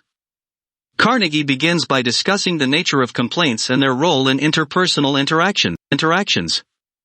Complaints are often a manifestation of unmet needs, frustrations, or dissatisfaction with a particular situation. He suggests that complaints can provide valuable insights into areas for improvement and should be viewed as opportunities for growth rather than sources of conflict. 2. Listening attentively. The chapter highlights the importance of listening attentively to complaints to understand the underlying concerns and emotions. Active listening involves giving the speaker your full attention, maintaining eye contact, and providing verbal and nonverbal cues of understanding. Carnegie emphasizes that listening attentively can help validate the speaker's feelings and create a supportive environment for dialogue. 3. Showing empathy and understanding. Carnegie stresses the importance of showing empathy and understanding when handling complaints. Empathy involves putting yourself in the other person's shoes and acknowledging their perspective and emotions. He advises responding to complaints with compassion and understanding, even if you disagree with the speaker's viewpoint. 4. Avoiding defensiveness. The chapter discusses the danger of becoming defensive when faced with complaints or criticism. Responding defensively can escalate conflicts and damage relationships, as it can be perceived as dismissive or confrontational. Carnegie advises maintaining a calm and non-defensive demeanor when addressing complaints, focusing on understanding the speaker's perspective rather than defending your own position. 5. Taking constructive action. Carnegie emphasizes the importance of taking constructive action to address complaints and resolve underlying issues. Rather than dismissing or ignoring complaints, he advises taking proactive steps to find solutions and improve the situation. He suggests involving the complainant in the problem-solving process and seeking their input on potential solutions. 6. Apologizing when necessary. The chapter discusses the role of apologizing in handling complaints. If you or your organization is at fault, offering a sincere apology can demonstrate accountability and humility. Carnegie advises apologizing promptly and sincerely, without making excuses or shifting blame. 7. Seeking feedback for improvement. Carnegie highlights the value of seeking feedback from complaints for continuous improvement. Complaints can highlight areas of weakness or areas where processes or procedures need adjustment. He suggests using complaints as opportunities to learn and grow, rather than viewing them as failures or setbacks. 8. Maintaining perspective. The chapter encourages readers to maintain perspective when dealing with complaints. While complaints can be challenging to address, they also provide opportunities for learning and growth. Carnegie advises viewing complaints as a normal part of human interaction and approaching them with a solution-oriented mindset. 9. Practical applications. The chapter provides practical tips for applying these principles in various situations, such as customer service, workplace conflicts, and personal relationships. For example, in customer service interactions, listen attentively to customers' complaints, empathize with their frustrations, and take proactive steps to address their concerns. In workplace conflicts, approach complaints with a spirit of cooperation and collaboration, seeking mutually acceptable solutions that address underlying issues. 10. Long-term benefits. Carnegie highlights the long-term benefits of effectively managing complaints and criticism. By listening attentively, showing empathy, and taking constructive action, you can diffuse tension, build trust, and strengthen relationships. This principle is essential for effective communication and conflict resolution, providing a framework for maintaining positive relationships and achieving success in all areas of life. Conclusion. The chapter, The Safety Valve in Handling Complaints, underscores the importance of effectively managing complaints and criticism to prevent conflicts and maintain positive relationships. By listening attentively, showing empathy, and taking constructive action to address concerns, you can diffuse tension, build trust, and strengthen relationships. This principle is essential for effective communication and conflict resolution, providing a framework for maintaining positive relationships and achieving success in all areas of life. This detailed summary captures the essence of the chapter, reflecting Dale Carnegie's timeless advice on the importance of handling complaints with empathy and understanding. Through understanding and applying these principles, you can enhance your ability to manage conflicts effectively and maintain positive relationships built on mutual respect and trust. Chapter 16. How to get cooperation. Main idea. The central theme of this chapter is the art of gaining cooperation from others through understanding, empathy, and effective communication. Carnegie emphasizes that cooperation is essential for achieving mutual goals and objectives, whether in personal relationships, workplace dynamics, or social interactions. By building rapport, showing appreciation, and demonstrating genuine interest in others' perspectives, you can inspire cooperation and collaboration that leads to success and fulfillment. Key points and detailed analysis. 1. Understanding the importance of cooperation. Carnegie begins by highlighting the significance of cooperation in achieving shared goals and objectives. Cooperation involves working together harmoniously toward a common purpose, whether in personal relationships, teamwork, or group dynamics. He suggests that cooperation is essential for fostering mutual understanding, resolving conflicts, and achieving success. 2. Building rapport and trust. The chapter discusses the role of building rapport and trust in gaining cooperation from others. Trust is the foundation of effective collaboration, and it is established through consistent, respectful, and reliable behavior. Carnegie advises investing time and effort in building positive relationships with others, showing genuine interest in their well-being, and demonstrating integrity and reliability. 3. Showing appreciation and recognition. Carnegie stresses the importance of showing appreciation and recognition to inspire cooperation from others. Acknowledging others' contributions and efforts fosters a sense of value and belonging, encouraging them to participate actively in collaborative endeavors. He suggests expressing gratitude sincerely and regularly, both in personal and professional interactions. 4. Demonstrating empathy and understanding. The chapter highlights the role of empathy and understanding in gaining cooperation from others.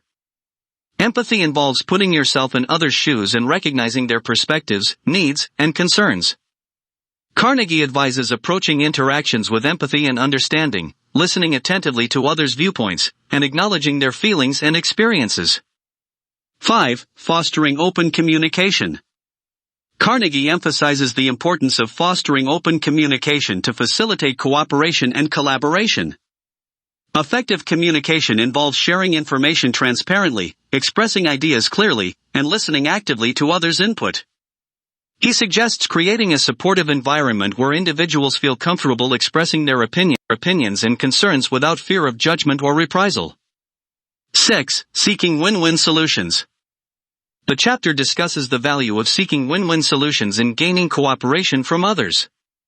Win-win solutions involve finding mutually beneficial outcomes that address the needs and interests of all parties involved. Carnegie advises approaching negotiations and conflicts with a spirit of cooperation and compromise, seeking common ground and exploring creative solutions that satisfy everyone's objectives. 7. Leading by example.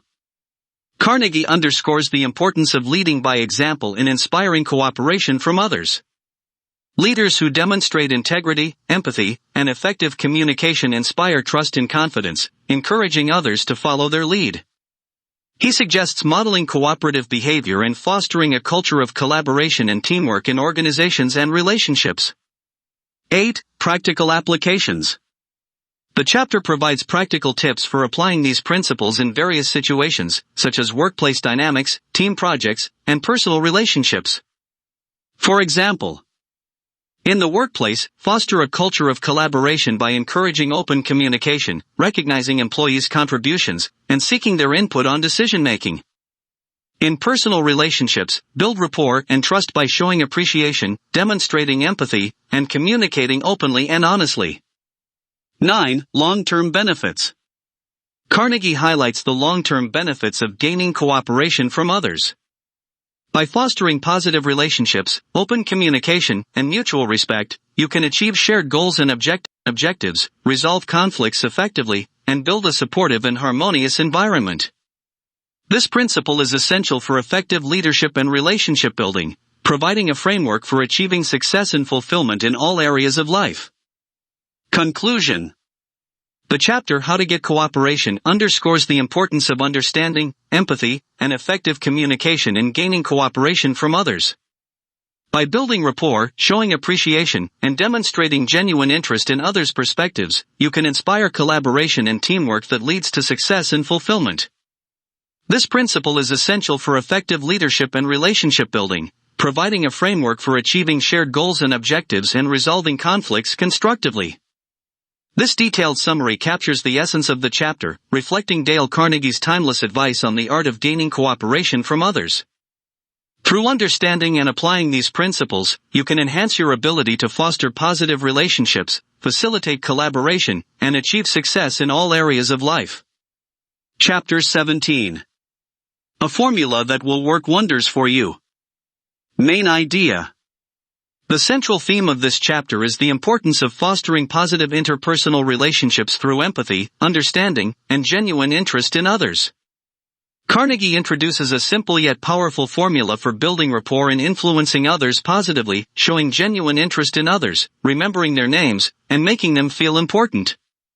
By applying this formula consistently, you can create lasting connections, inspire trust, and achieve success in both personal and professional endeavors.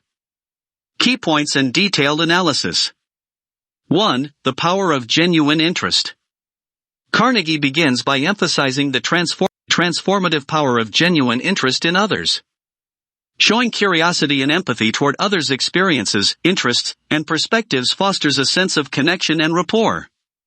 He suggests that genuine interest is the cornerstone of effective communication and relationship building. 2. Remembering names. The chapter highlights the importance of remembering people's names in building rapport and fostering positive relationships.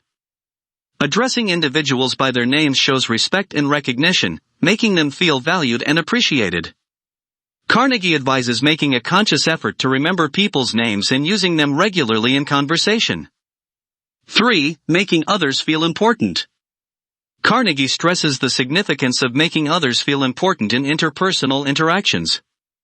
Genuine appreciation and recognition for others' contributions, achievements, and perspectives strengthen bonds and inspire trust. He advises showing sincere appreciation and acknowledgement to others, both publicly and privately. 4. The formula for success. The chapter introduces a simple yet powerful formula for building rapport and influencing others positively. 1. Show genuine interest in others. 2. Remember their names. 3. Make them feel important. Carnegie suggests that applying this formula consistently can work wonders in personal and professional relationships, creating lasting connections and inspiring loyalty. 5. Practical applications. The chapter provides practical tips for applying the formula in various situations, such as networking events, social gatherings, and workplace interactions. For example, in networking events, show genuine curiosity about others' backgrounds, interests, and experiences, and use their names in conversation to create a memorable impression. In workplace interactions, recognize and appreciate colleagues' efforts and contributions, and make them feel valued and respected. 6. The importance of authenticity. Carnegie underscores the importance of authenticity in applying the formula for success. Genuine interest, sincere appreciation, and authentic engagement are key to building meaningful connections and inspiring trust. He advises avoiding insincerity or manipulation, as people can detect dishonesty and may respond negatively. 7. The long-term benefits. Carnegie highlights the long-term benefits of applying the formula for success in interpersonal interactions. By showing genuine interest, remembering names, and making others feel important, you can build strong relationships, inspire loyalty, and achieve success in both personal and professional endeavors. This principle is foundational for effective communication and relationship building, providing a roadmap for creating meaningful connections based on mutual respect and understanding. Conclusion. The chapter "A Formula That Will Work Wonders for You" underscores the importance of showing genuine interest in others, remembering their names, and making them feel important in building rapport and fostering positive relationships.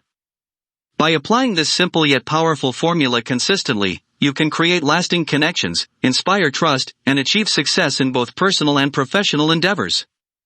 This principle is foundational for effective communication and relationship building, providing a roadmap for creating meaningful connections based on mutual respect and understanding. This detailed summary captures the essence of the chapter, reflecting Dale Carnegie's timeless advice on the art of building rapport and influencing others positively. Through understanding and applying these principles, you can enhance your ability to foster positive relationships, inspire trust, and achieve success in all areas of life. Chapter 18. What Everybody Wants. Main idea. The central theme of this chapter is the universal desire for acceptance, recognition, and appreciation among individuals. Carnegie emphasizes that understanding and fulfilling others' emotional needs is essential for building rapport, fostering positive relationships, and influencing them positively. By acknowledging and addressing others' desires for significance, respect, and validation, you can create lasting connections and inspire loyalty and cooperation. Key points and detailed analysis. 1. The universal desire for acceptance and recognition. Carnegie begins by highlighting the universal desire for acceptance, recognition, and appreciation among individuals.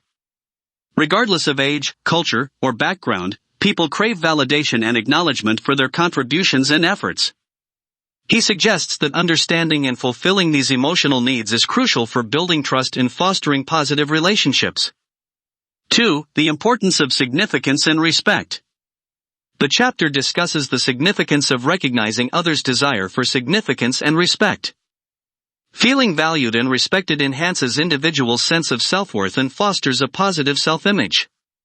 Carnegie advises showing genuine appreciation and acknowledgement for others' talents, achievements, and contributions, making them feel valued and important. 3. Acknowledging others' perspectives and feelings. Carnegie stresses the importance of acknowledging others' perspectives and feelings in interpersonal interactions. Empathy and understanding create a supportive environment where individuals feel heard and valued. He advises listening attentively to others' viewpoints, validating their experiences, and showing empathy and compassion. 4. Fulfilling emotional needs. The chapter discusses the role of fulfilling others' emotional needs in building rapport and fostering positive relationships. Recognizing and addressing individuals' desires for acceptance, recognition, and validation creates a sense of connection and trust. Carnegie suggests expressing appreciation and acknowledgement sincerely and regularly, both in personal and professional interactions. 5. Creating a positive environment. Carnegie emphasizes the importance of creating a positive and supportive environment in interpersonal interactions. Encouraging kindness, empathy, and appreciation fosters a culture of mutual respect and understanding. He advises leading by example and demonstrating kindness, empathy, and appreciation in all interactions. 6. The power of validation and encouragement. The chapter highlights the transformative power of validation and encouragement in influencing others positively. Recognizing others' efforts and achievements boosts their confidence and motivation, inspiring them to excel. Carnegie advises offering sincere praise and encouragement to others, focusing on their strengths and accomplishments. 7. Practical applications. The chapter provides practical tips for applying these principles in various situations, such as workplace dynamics, social interactions, and personal relationships. For example, in the workplace, recognize and celebrate employees' achievements and milestones, creating a culture of appreciation and recognition. In personal relationships, express gratitude and acknowledgement for your loved one's support and contributions, strengthening bonds and fostering intimacy. 8. The long-term benefits. Carnegie highlights the long-term benefits of understanding and fulfilling others' emotional needs. By acknowledging and addressing individuals' desires for acceptance, recognition, and validation, you can build lasting connections, inspire loyalty, and create a supportive and harmonious environment. This principle is foundational for effective communication and relationship building, providing a framework for building meaningful connections based on mutual respect and understanding. Conclusion. The chapter What Everybody Wants underscores the universal desire for acceptance, recognition, and appreciation among individuals. By understanding and fulfilling others' emotional needs, you can build rapport, foster positive relationships, and influence them positively. This principle is foundational for effective communication and relationship building, providing a framework for creating lasting connections and inspiring loyalty and cooperation. This detailed summary captures the essence of the chapter, reflecting Dale Carnegie's timeless advice on the importance of acknowledging and addressing others' emotional needs. Through understanding and applying these principles, you can enhance your ability to foster positive relationships, inspire trust, and achieve success in all areas of life. Chapter 19. An appeal that everybody likes. Main idea. The central theme of this chapter is the power of appeal to individuals' desires for importance, recognition, and significance. Carnegie introduces the concept of appealing to others' noble motives and aspirations as a highly effective strategy for gaining their cooperation and support. By aligning your requests or proposals with others' values, goals, and aspirations, you can inspire enthusiasm, foster goodwill, and achieve your objectives while also benefiting others. Key points and detailed analysis. 1. Understanding human nature. Carnegie begins by emphasizing the importance of understanding human nature in influencing others positively. People are motivated by a desire for significance, recognition, and fulfillment, and appeals to these noble motives can be highly persuasive. He suggests that aligning your requests or proposals with others' values and aspirations can create a sense of shared purpose and inspire cooperation and support. 2. The power of appeal to noble motives. The chapter discusses the power of appealing to others' noble motives in gaining their cooperation and support. Rather than focusing solely on self-interest or personal gain, framing your requests or proposals in terms of their potential benefits to others can inspire enthusiasm and goodwill. Carnegie advises identifying and emphasizing the positive impact of your proposals on others' well-being, values, or aspirations. 3. Creating a win-win outcome. Carnegie stresses the importance of creating win-win outcomes in interpersonal interactions. Appeals that benefit both parties involved are more likely to be embraced enthusiastically and supported wholeheartedly. He advises framing your requests or proposals in a way that highlights the mutual benefits and positive outcomes for all parties. 4. Appealing to others' values and aspirations. The chapter highlights the significance of appealing to others' values and aspirations in gaining their cooperation and support. Understanding what matters most to individuals allows you to tailor your appeals effectively and resonate with their interests and priorities. Carnegie advises conducting research and listening attentively to understand others' values, goals, and aspirations, and incorporating these insights into your appeals. 5. Fostering mutual respect and understanding. Carnegie emphasizes the importance of fostering mutual respect and understanding in interpersonal interactions. Appeals that demonstrate empathy, respect, and consideration for others' perspectives are more likely to be received positively and supported enthusiastically. He advises approaching interactions with a spirit of cooperation and collaboration, seeking win-win solutions that address others' needs and aspirations. 6. Practical applications. The chapter provides practical tips for applying these principles in various situations, such as negotiations, presentations, and interpersonal interactions. For example, in negotiations, highlight the mutual benefits and positive outcomes of your proposals, demonstrating how they align with others' values and aspirations. In presentations, appeal to the audience's noble motives and aspirations, framing your message in a way that resonates with their interests and priorities. 7. The long-term benefits. Carnegie highlights the long-term benefits of appealing to others' noble motives. By aligning your requests or proposals with their values and aspirations, you can inspire enthusiasm, foster goodwill, and build lasting relationships based on mutual respect and understanding. This principle is foundational for effective communication and persuasion, providing a framework for achieving your objectives while also benefiting others. Conclusion. The chapter "An Appeal That Everybody Likes" underscores the power of appealing to others' noble motives, values, and aspirations in gaining their cooperation and support. By aligning your requests or proposals with their interests and priorities, you can inspire enthusiasm, foster goodwill, and achieve win-win outcomes. This principle is foundational for effective communication and persuasion, providing a framework for achieving your objectives while also benefiting others. This detailed summary captures the essence of the chapter, reflecting Dale Carnegie's timeless advice on the importance of appealing to others' noble motives. Through understanding and applying these principles, you can enhance your ability to influence others positively, foster cooperation and support, and achieve success in all areas of life. Chapter 20.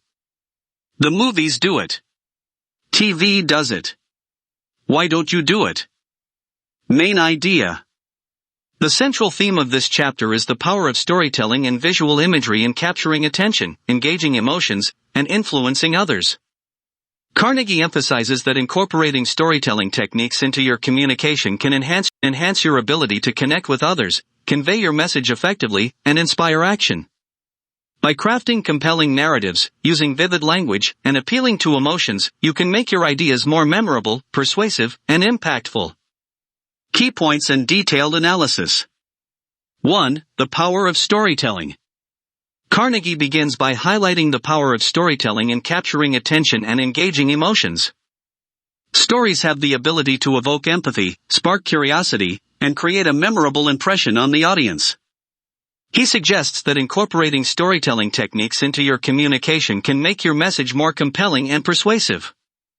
2. Engaging emotions and imagination.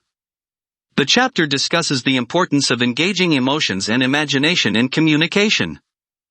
Emotional resonance and vivid imagery make your message more relatable and memorable, capturing the audience's attention and inspiring action.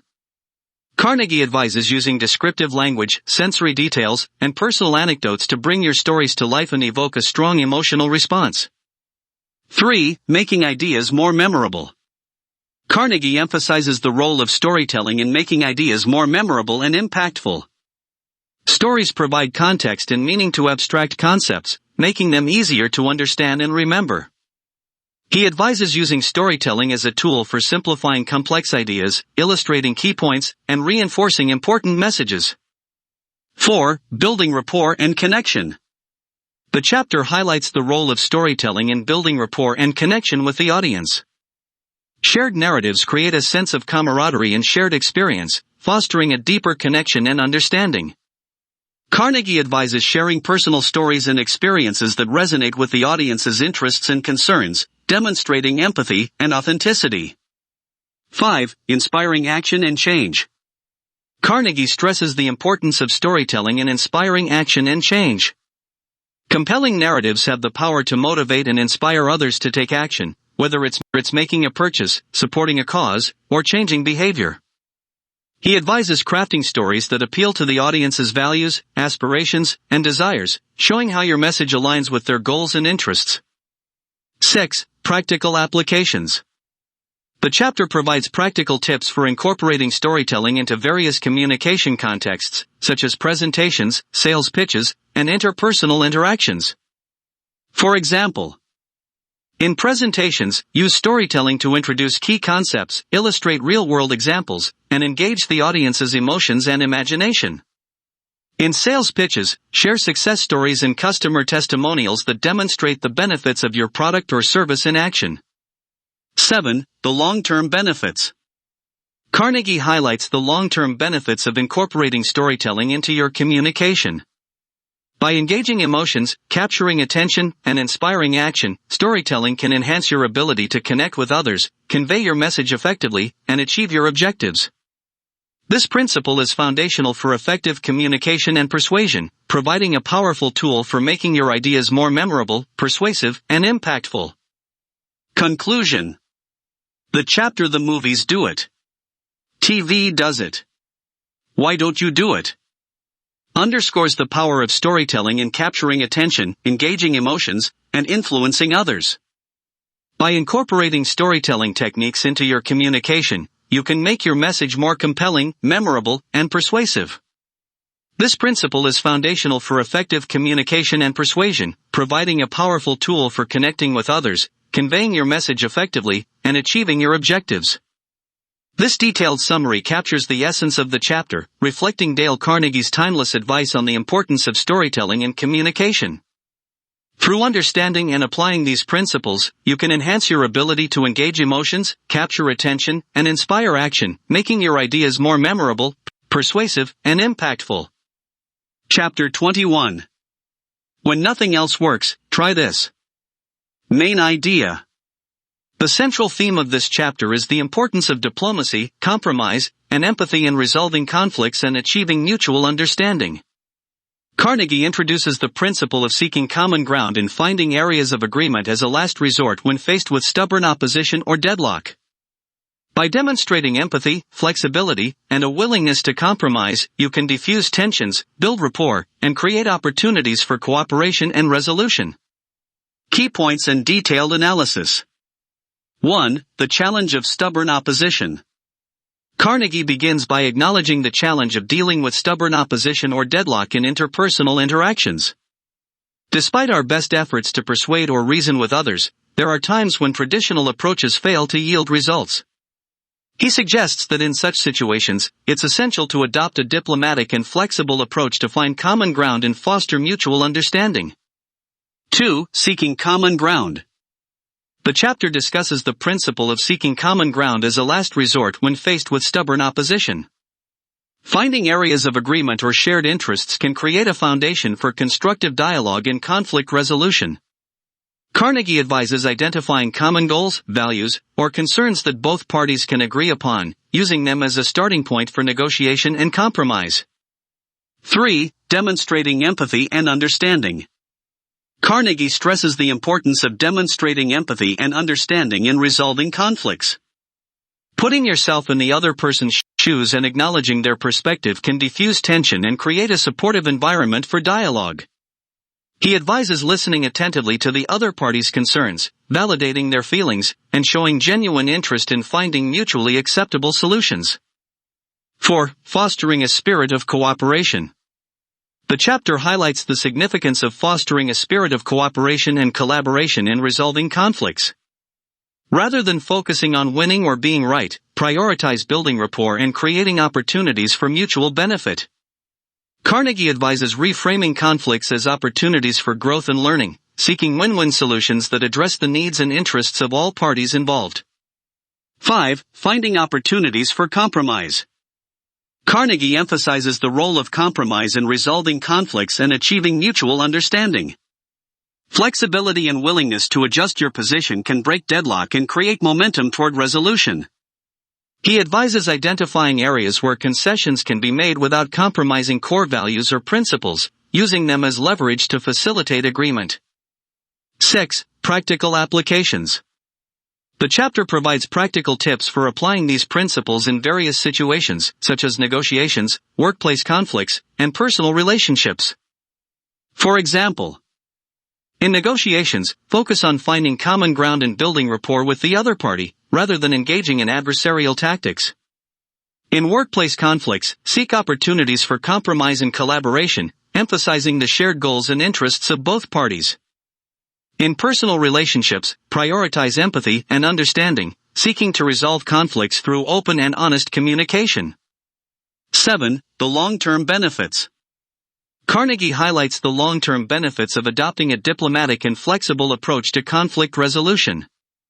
By seeking common ground, demonstrating empathy, and fostering cooperation, you can build stronger relationships, resolve conflicts effectively, and create opportunities for mutual growth and understanding. This principle is foundational for effective communication and relationship building, providing a framework for navigating conflicts and achieving positive outcomes in all areas of life.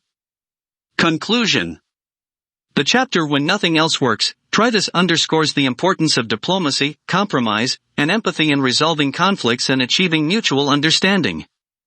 By seeking common ground, demonstrating empathy, and fostering cooperation, you can diffuse tensions, build rapport, and create opportunities for resolution. This principle is foundational for effective communication and relationship building, providing a framework for navigating conflicts and achieving positive outcomes in all areas of life. This detailed summary captures the essence of the chapter, reflecting Dale Carnegie's timeless advice on the importance of adopting a diplomatic and flexible approach to conflict resolution. Through understanding and applying these principles, you can enhance your ability to resolve conflicts effectively, build stronger relationships, and create opportunities for mutual growth and understanding. Chapter 22. If you must find fault, this is the way to begin. Main idea. The central theme of this chapter is the importance of offering constructive criticism and feedback in a tactful and empathetic manner. Carnegie emphasizes that while finding fault may be necessary at times, how you deliver criticism can significantly impact its effectiveness and the recipient's response. By beginning with praise, showing empathy, and offering specific suggestions for improvement, you can minimize defensiveness, foster a growth mindset, and promote positive change. Key points and detailed analysis. 1. The challenge of offering criticism. Carnegie begins by acknowledging the challenge of offering criticism in a constructive and empathetic manner. Criticism, when delivered poorly, can damage relationships, demoralize individuals, and hinder growth and development. He suggests that by adopting a tactful and empathetic approach, criticism can be transformed into an opportunity for learning and improvement. 2. Beginning with praise. The chapter discusses the importance of beginning criticism with praise or positive reinforcement. Starting on a positive note helps to soften the impact of the criticism and create a receptive atmosphere for feedback. Carnegie advises identifying and acknowledging the individual's strengths or positive attributes before addressing areas for improvement. 3. Showing empathy and understanding. Carnegie stresses the importance of showing empathy and understanding when offering criticism. Recognizing the individual's perspective and feelings can help to minimize defensiveness and create a supportive environment for feedback. He advises approaching criticism with humility and empathy, focusing on the behavior or performance rather than attacking the individual's character or personality. 4. Offering specific suggestions for improvement. The chapter highlights the significance of offering specific suggestions for improvement when providing criticism. Concrete, actionable feedback helps the individual understand what changes are needed and how they can be implemented. Carnegie advises providing examples or illustrations to clarify your points and offering guidance on steps the individual can take to address the issues raised. 5. Encouraging growth and development. Carnegie emphasizes the role of criticism in fostering growth and development. When delivered constructively, criticism can motivate individuals to strive for excellence, learn from their mistakes, and make positive changes. He advises framing criticism as an opportunity for learning and improvement, encouraging the individual to reflect on their performance and identify areas for growth. 6. Maintaining a positive tone and attitude. The chapter highlights the importance of maintaining a positive tone and attitude when offering criticism. Criticism delivered with empathy, respect, and encouragement is more likely to be received positively and acted upon. Carnegie advises avoiding harsh or judgmental language and focusing on constructive feedback that promotes growth and development. 7. Practical applications. The chapter provides practical tips for applying these principles in various situations, such as performance evaluations, team meetings, and personal interactions. For example, in performance evaluations, balance constructive criticism with praise and recognition of the individual's achievements and contributions. In team meetings, foster a culture of open and honest feedback, encouraging team members to offer constructive criticism in a supportive and respectful manner. 8. The long-term benefits. Carnegie highlights the long-term benefits of offering criticism in a constructive and empathetic manner. By beginning with praise, showing empathy, and offering specific suggestions for improvement, you can build stronger relationships, foster growth and development, and promote a culture of continuous improvement. This principle is foundational for effective leadership and communication, providing a framework for delivering criticism that inspires positive change and fosters a growth mindset. Conclusion. The chapter, If You Must Find Fault, This Is the Way to Begin, underscores the importance of offering criticism in a constructive and empathetic manner.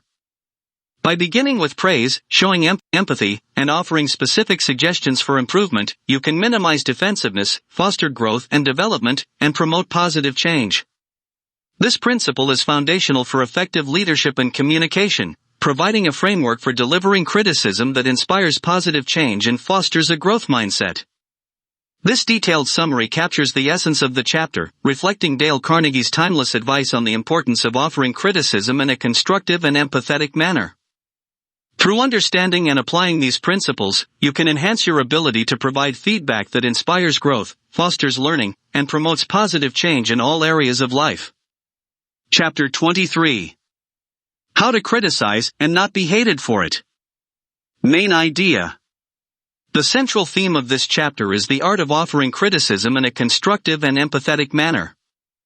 Carnegie emphasizes that while criticism may be necessary for growth and improvement, how it is delivered significantly affects the recipient's response and the outcome. By adopting a tactful approach, focusing on specific behaviors rather than personal attributes, and offering praise alongside criticism, you can minimize defensiveness, foster a growth mindset, and promote positive change. Key points and detailed analysis. 1. Understanding the purpose of criticism. Carnegie begins by discussing the purpose of criticism and its role in fostering growth and improvement. Constructive criticism, when delivered effectively, can help individuals identify areas for development and make positive changes. He suggests that criticism should be approached as an opportunity for learning and growth rather than a personal attack. 2. The importance of tact and diplomacy. The chapter highlights the significance of tact and diplomacy in offering criticism. Approaching criticism with sensitivity and empathy can help to minimize defensiveness and create a receptive atmosphere for feedback. Carnegie advises choosing the right time and place for delivering criticism, ensuring privacy, and avoiding public embarrassment. 3. Focusing on specific behaviors. Carnegie stresses the importance of focusing on specific behaviors rather than personal attributes when offering criticism. Addressing observable actions or performance metrics provides concrete feedback that can be acted upon. He advises avoiding generalizations or sweeping statements and instead providing specific examples to illustrate your points. 4. Beginning with praise. The chapter discusses the practice of beginning criticism with praise or positive reinforcement. Starting on a positive note helps to soften the impact of the criticism and create a receptive atmosphere for feedback.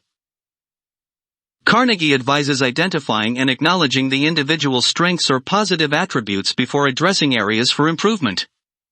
5. Offering guidance and support.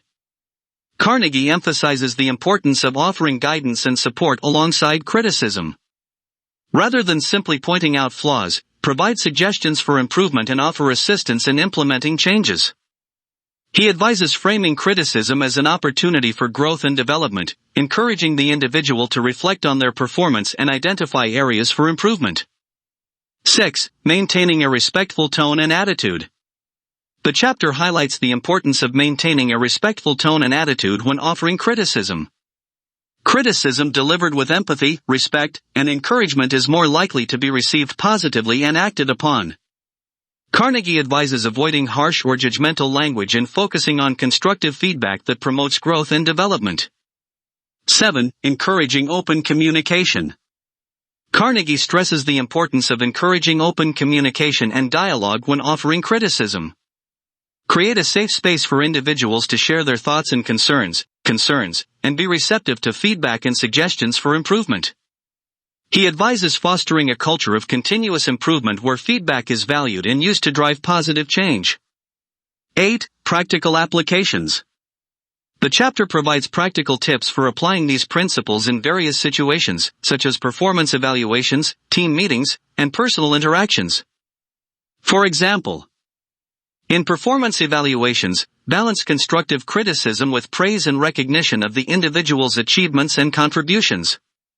In team meetings, create opportunities for open dialogue and feedback, encouraging team members to share their perspectives and ideas for improvement. 9. The long-term benefits. Carnegie highlights the long-term benefits of offering criticism in a constructive and empathetic manner. By adopting a tactful approach, focusing on specific behaviors, and offering guidance and support, you can build stronger relationships, foster growth and development, and promote a culture of continuous improvement. This principle is foundational for effective leadership and communication, providing a framework for delivering criticism that inspires positive change and fosters a growth mindset. Conclusion. The chapter How to Criticize and Not Be Hated for It underscores the importance of offering criticism in a constructive and empathetic manner. By adopting a tactful approach, focusing on specific behaviors, and offering guidance and support, you can minimize defensiveness, foster growth and development, and promote positive change. This principle is foundational for effective leadership and communication, providing a framework for delivering criticism that inspires positive change and fosters a growth mindset. This detailed summary captures the essence of the chapter, reflecting Dale Carnegie's timeless advice on the importance of offering criticism in a constructive and empathetic manner. Through understanding and applying these principles, you can enhance your ability to provide feedback that inspires growth, fosters learning, and promotes positive change in all areas of life. Chapter 24. A talk about your own mistakes first. Main idea. The central theme of this chapter is the power of humility and vulnerability in building rapport, fostering trust, and diffusing tension. Carnegie emphasizes that admitting your own mistakes and shortcomings before criticizing others creates a sense of authenticity and empathy, making it easier for others to relate to you and accept feedback. By demonstrating humility and a willingness to learn from your own experiences, you can inspire respect, empathy, and cooperation from others. Key points and detailed analysis. 1. The power of humility. Carnegie begins by discussing the power of humility in interpersonal interactions. Admitting your own mistakes and shortcomings demonstrates vulnerability and authenticity, creating a connection with others based on shared experiences. He suggests that humility is a key component of effective leadership and communication, fostering trust, respect, and cooperation. 2. Building rapport through vulnerability. The chapter highlights the role of vulnerability in building rapport and fostering trust. Sharing your own mistakes and failures creates a sense of empathy and understanding, making it easier for others to relate to you and open up about their own experiences. Carnegie advises being open and honest about your limitations and imperfections, demonstrating a willingness to learn and grow from your mistakes. 3. Creating a safe space for dialogue. Carnegie stresses the importance of creating a safe space for dialogue and feedback in interpersonal interactions. Admitting your own mistakes before criticizing others sets a positive example and encourages others to share their thoughts and concerns openly. He advises fostering an environment where feedback is valued and used constructively to drive positive change and growth. 4. Inspiring empathy and understanding. The chapter discusses the power of vulnerability in inspiring empathy and understanding. Sharing your own struggles and challenges helps others see you as human and relatable, fostering a sense of connection and camaraderie. Carnegie advises being authentic and genuine in sharing your experiences, focusing on the lessons learned and the opportunities for growth and development. 5. Demonstrating leadership through humility. Carnegie emphasizes the role of humility in effective leadership.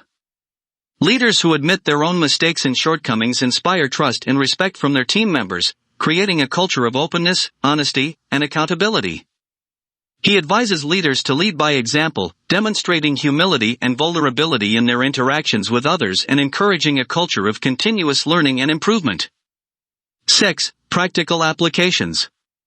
The chapter provides practical tips for applying these principles in various situations, such as team meetings, performance evaluations, and personal interactions. For example, in team meetings, share examples of your own mistakes and failures to create a sense of camaraderie and openness among team members. In performance evaluations, discuss your own areas for improvement and invite feedback from team members on how you can better support them. 7. The long-term benefits. Carnegie highlights the long-term benefits of admitting your own mistakes before criticizing others. By demonstrating humility and vulnerability, you can build stronger relationships, foster trust and respect, and create a culture of openness and collaboration. This principle is foundational for effective leadership and communication, providing a framework for building rapport, fostering trust, and inspiring positive change. Conclusion. The chapter A Talk About Your Own Mistakes First underscores the power of humility and vulnerability in building rapport, fostering trust, and diffusing tension. By admitting your own mistakes and shortcomings before criticizing others, you can create a sense of authenticity and empathy, making it easier for others to relate to you and accept feedback. This principle is foundational for effective leadership and communication, providing a framework for building rapport, fostering trust, and inspiring positive change. This detailed summary captures the essence of the chapter, reflecting Dale Carnegie's timeless advice on the importance of humility and vulnerability in interpersonal interactions. Through understanding and applying these principles, you can enhance your ability to build rapport, foster trust, and inspire positive change in all areas of life. Chapter 25. No one likes to take orders. Main idea. The central theme of this chapter is the importance of influencing others through persuasion and collaboration rather than coercion or authoritarianism. Carnegie emphasizes that people are more likely to respond positively to requests framed as opportunities for cooperation and mutual benefit rather than commands or directives. By understanding others' perspectives, building rapport, and appealing to their interests and motivations, you can inspire enthusiasm, foster cooperation, and achieve your objectives without resorting to authoritarian tactics. Key points and detailed analysis. 1. The challenge of authority. Carnegie begins by acknowledging the challenge of wielding authority and giving orders. People are naturally resistant to being told what to do, and authoritarian tactics can breed resentment, defiance, and resistance. He suggests that influencing others through persuasion and collaboration is a more effective and sustainable approach than relying on coercion or intimidation. 2. The power of persuasion. The chapter highlights the power of persuasion in influencing others' behavior and decisions. Rather than giving orders, seek to persuade others by appealing to their interests, motivations, and values. Carnegie advises framing requests as opportunities for cooperation and mutual benefit, demonstrating how they align with the recipient's goals and aspirations. 3. Building rapport and trust. Carnegie stresses the importance of building rapport and trust with others to facilitate persuasion and collaboration. Establishing a positive relationship creates a foundation of goodwill and cooperation, making it easier to influence others' behavior. He advises investing time and effort in getting to know others, understanding their perspectives, and demonstrating empathy and understanding. 4. Appealing to self-interest. The chapter discusses the significance of appealing to others' self-interest in influencing their behavior. People are more likely to respond positively to requests that offer tangible benefits or address their needs and concerns. Carnegie advises identifying and highlighting the benefits of your requests from the recipient's perspective, showing how they stand to gain from cooperation. 5. Fostering a sense of ownership. Carnegie emphasizes the importance of fostering a sense of ownership and autonomy in others. Rather than dictating orders, involve them in the decision-making process and give them a stake in the outcome.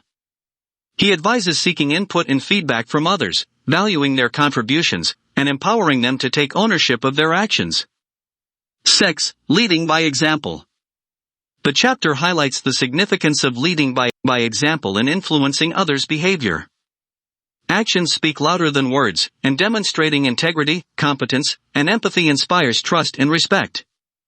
Carnegie advises modeling the behavior you wish to see in others, demonstrating humility and openness, and being willing to listen and learn from others. 7. Practical applications. The chapter provides practical tips for applying these principles in various situations, such as leadership roles, team settings, and personal interactions. For example, in leadership roles, inspire enthusiasm and cooperation by framing requests as opportunities for collaboration and mutual benefit. In team settings, foster a culture of empowerment and autonomy by involving team members in decision-making and giving them ownership over their work. 8. The long-term benefits. Carnegie highlights the long-term benefits of influencing others through persuasion and collaboration. By building rapport, appealing to self-interest, and fostering a sense of ownership, you can inspire enthusiasm, foster cooperation, and achieve your objectives without resorting to authoritarian tactics. This principle is foundational for effective leadership and communication, providing a framework for influencing others positively and achieving success through collaboration and mutual respect. Conclusion. The chapter "No One Likes to Take Orders" underscores the importance of influencing others through persuasion and collaboration rather than coercion or authoritarianism. By understanding others' perspectives, building rapport, and appealing to their interests and motivations, you can inspire enthusiasm, foster cooperation, and achieve your objectives without resorting to authoritarian tactics. This principle is foundational for effective leadership and communication, providing a framework for influencing others positively and achieving success through collaboration and mutual respect. This detailed summary captures the essence of the chapter, reflecting Dale Carnegie's timeless advice on the importance of persuasion and collaboration in influencing others' behavior. Through understanding and applying these principles, you can enhance your ability to build rapport, foster cooperation, and achieve success in all areas of life. Chapter 26. Let the other person save face. Main idea. The central theme of this chapter is the importance of preserving others' dignity and self-esteem in interpersonal interactions. Carnegie emphasizes that publicly humiliating or embarrassing someone damages relationships and undermines trust, while allowing them to save face fosters goodwill and cooperation. By demonstrating empathy, tact, and respect for others' feelings and perceptions, you can diffuse conflicts, build rapport, and strengthen relationships. Key points and detailed analysis. 1. The importance of dignity. Carnegie begins by highlighting the importance of preserving others' dignity and self-esteem in interpersonal interactions. Publicly humiliating or embarrassing someone damages their sense of worth and can have long-lasting consequences for the relationship. He suggests that allowing others to save face, even in difficult situations, demonstrates empathy and respect for their feelings and perceptions. 2. Understanding face saving. The chapter discusses the concept of face saving and its significance in social interactions. Saving face refers to preserving one's dignity and avoiding embarrassment or loss of status in front of others. Carnegie advises being mindful of others' feelings and perceptions, refraining from actions or comments that could cause them to lose face. 3. Avoiding confrontation and humiliation. Carnegie stresses the importance of avoiding confrontation and humiliation in interpersonal interactions. Publicly criticizing or belittling someone damages their self-esteem and creates resentment and hostility.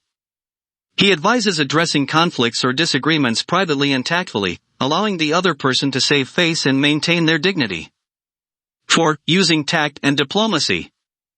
The chapter highlights the role of tact and diplomacy in preserving others' dignity. Rather than pointing out faults or mistakes directly, find subtle ways to address the issue without causing embarrassment. Carnegie advises using language that is gentle and non-confrontational, focusing on constructive feedback rather than criticism. 5. Offering private feedback. Carnegie emphasizes the importance of offering feedback and criticism privately to avoid causing embarrassment or loss of face. Addressing issues one-on-one allows the other person to save face and respond more positively to the feedback. He advises scheduling a private meeting to discuss concerns or issues, demonstrating empathy and understanding throughout the conversation. 6. Acknowledging others' perspectives. The chapter discusses the importance of acknowledging others' perspectives and feelings in interpersonal interactions. Recognizing their point of view and validating their experiences fosters empathy and understanding. Carnegie advises listening actively to others' concerns, refraining from judgment or criticism, and demonstrating empathy and respect for their feelings. 7. Fostering cooperation and trust. Carnegie highlights the role of face saving in fostering cooperation and trust. Allowing others to save face builds rapport and goodwill, creating a supportive environment for collaboration and mutual respect. He advises focusing on finding solutions rather than assigning blame, working together to address challenges and achieve common goals. 8. Practical applications. The chapter provides practical tips for applying these principles in various situations, such as conflict resolution, performance evaluations, and personal interactions. For example, in conflict resolution, address issues privately and focus on finding mutually acceptable solutions that allow both parties to save face. In performance evaluations, offer constructive feedback and praise privately, recognizing individuals' contributions and efforts. 9. The long-term benefits. Carnegie highlights the long-term benefits of allowing others to save face in interpersonal interactions. By preserving their dignity and self-esteem, you can build stronger relationships, foster trust and cooperation, and create a supportive environment for growth and development. This principle is foundational for effective leadership and communication, providing a framework for building rapport, diffusing conflicts, and fostering mutual respect.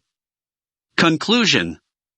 The chapter "Let the Other Person Save Face" underscores the importance of preserving others' dignity and self-esteem in interpersonal interactions. By allowing them to save face, even in difficult situations, you can build rapport, diffuse conflicts, and foster trust and cooperation. This principle is foundational for effective leadership and communication, providing a framework for building strong relationships and creating a supportive environment for growth and development. This detailed summary captures the essence of the chapter, reflecting Dale Carnegie's timeless advice on the importance of empathy, tact, and respect in interpersonal interactions. Through understanding and applying these principles, you can enhance your ability to preserve others' dignity, build rapport, and foster positive relationships in all areas of life. Chapter 27. How to Spur People On to Success. Main idea. The central theme of this chapter is the power of encouragement and support in motivating others to achieve success. Carnegie emphasizes that recognizing individuals' efforts and accomplishments, providing feedback and guidance, and fostering a supportive environment can inspire enthusiasm, boost morale, and drive performance. By demonstrating belief in others' abilities and offering opportunities for growth and development, you can empower them to overcome challenges, pursue their goals, and realize their full potential. Key points and detailed analysis.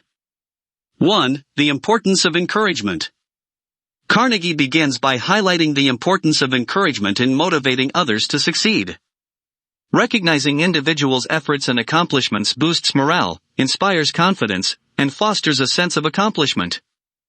He suggests that encouragement is a powerful tool for building rapport, fostering trust, and creating a supportive environment for growth and development. 2. Recognizing efforts and accomplishments. The chapter discusses the significance of recognizing individuals' efforts and accomplishments in motivating them to succeed. Acknowledging their hard work and achievements validates their contributions and instills a sense of pride and accomplishment. Carnegie advises offering specific praise and feedback, highlighting the impact of their actions and the value they bring to the team or organization. 3. Providing feedback and guidance. Carnegie emphasizes the importance of providing feedback and guidance to help others succeed. Constructive feedback helps individuals identify areas for improvement and develop the skills and capabilities needed to achieve their goals. He advises offering feedback in a supportive and constructive manner, focusing on actionable steps for improvement and offering guidance and support as needed. 4. Fostering a supportive environment. The chapter highlights the role of fostering a supportive environment in motivating others to succeed. Creating a culture of encouragement and collaboration empowers individuals to take risks, pursue their goals, and overcome challenges. Carnegie advises fostering open communication and dialogue, providing opportunities for feedback and collaboration, and celebrating successes and milestones together. 5. Empowering others to succeed. Carnegie emphasizes the importance of empowering others to succeed by believing in their abilities and offering opportunities for growth and development. Providing autonomy and ownership over their work instills a sense of ownership and accountability, driving motivation and performance. He advises delegating responsibilities and tasks effectively, providing resources and support as needed, and recognizing individuals' potential to succeed. 6. Setting clear expectations and goals. The chapter discusses the significance of setting clear expectations and goals to motivate others to succeed. Providing a clear vision and direction helps individuals understand their role and responsibilities and align their efforts with organizational objectives. Carnegie advises communicating expectations and goals effectively, providing feedback and guidance to keep individuals on track, and celebrating progress and achievements along the way. 7. Practical applications. The chapter provides practical tips for applying these principles in various situations, such as leadership roles, team settings, and personal interactions.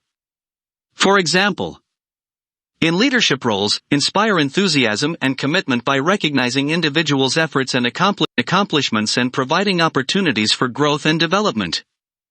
In team settings, foster a culture of encouragement and support by providing feedback and guidance, celebrating successes, and fostering open communication and collaboration. 8. The long-term benefits. Carnegie highlights the long-term benefits of spurring others on to success.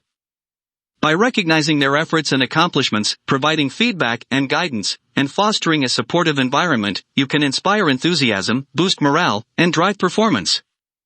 This principle is foundational for effective leadership and communication, providing a framework for motivating others to succeed and creating a culture of excellence and achievement. Conclusion. The chapter How to Spur People On to Success underscores the importance of encouragement and support in motivating others to achieve success. By recognizing individuals' efforts and accomplishments, providing feedback and guidance, and fostering a supportive environment, you can inspire enthusiasm, boost morale, and drive performance. This principle is foundational for effective leadership and communication, providing a framework for motivating others to succeed and creating a culture of excellence and achievement. This detailed summary captures the essence of the chapter, reflecting Dale Carnegie's timeless advice on the importance of encouragement and support in motivating others to succeed. Through understanding and applying these principles, you can enhance your ability to inspire enthusiasm, boost morale, and drive performance in all areas of life. Chapter 28. Give a dog a good name. Main idea. The central theme of this chapter is the power of praise and recognition in motivating others and building positive relationships. Carnegie emphasizes that giving individuals a good name through sincere praise and acknowledgement of their strengths and contributions boosts their self-esteem, fosters loyalty, and strengthens bonds. By highlighting others' positive qualities and accomplishments, you can inspire confidence, boost morale, and create a supportive and uplifting environment. Key points and detailed analysis. 1. The significance of praise. Carnegie begins by highlighting the significance of praise in motivating and inspiring others. Sincere praise acknowledges individuals' efforts and accomplishments, boosting their self-esteem and reinforcing positive behavior. He suggests that praise is a powerful tool for building rapport, fostering trust, and strengthening relationships. 2. Giving individuals a good name. The chapter discusses the concept of giving individuals a good name through sincere praise and recognition. Acknowledging their strengths, talents, and contributions validates their worth and instills a sense of pride and accomplishment. Carnegie advises offering specific praise and acknowledgement, highlighting individuals' unique qualities and the value they bring to the team or organization. 3. Boosting self-esteem and confidence. Carnegie emphasizes the importance of boosting individuals' self-esteem and confidence through praise and recognition. Affirming their abilities and accomplishments instills a sense of pride and confidence, empowering them to take on new challenges and pursue their goals. He advises offering genuine praise and acknowledgement, avoiding flattery or insincere compliments. 4. Fostering loyalty and trust. The chapter highlights the role of praise in fostering loyalty and trust. Recognizing individuals' efforts and contributions builds a sense of loyalty and commitment, fostering a supportive and collaborative environment. Carnegie advises acknowledging individuals' achievements publicly, demonstrating appreciation for their hard work and dedication. 5. Creating a positive and uplifting environment. Carnegie discusses the importance of creating a positive and uplifting environment through praise and recognition. Celebrating successes and milestones boosts morale and fosters a sense of camaraderie and teamwork. He advises fostering a culture of appreciation and acknowledgement, where individuals feel valued and supported. 6. Offering constructive feedback. The chapter emphasizes the importance of offering constructive feedback alongside praise and recognition. Balancing positive reinforcement with guidance for improvement helps individuals grow and develop their skills and capabilities. Carnegie advises offering feedback in a supportive and constructive manner, focusing on specific areas for improvement and offering guidance and support as needed. 7. Practical applications. The chapter provides practical tips for applying these principles in various situations, such as leadership roles, team settings, and personal interactions. For example, in leadership roles, inspire enthusiasm and commitment by recognizing individuals' efforts and accomplishments and providing opportunities for growth and development. In team settings, foster a culture of appreciation and acknowledgement by celebrating successes, offering praise and recognition, and fostering open communication and collaboration. 8. The long-term benefits. Carnegie highlights the long-term benefits of giving individuals a good name through praise and recognition. By boosting their self-esteem, fostering loyalty, and creating a positive and uplifting environment, you can inspire confidence, boost morale, and drive performance. This principle is foundational for effective leadership and communication, providing a framework for motivating and inspiring others to achieve their full potential. Conclusion. The chapter Give a Dog a Good Name underscores the importance of praise and recognition in motivating and inspiring others.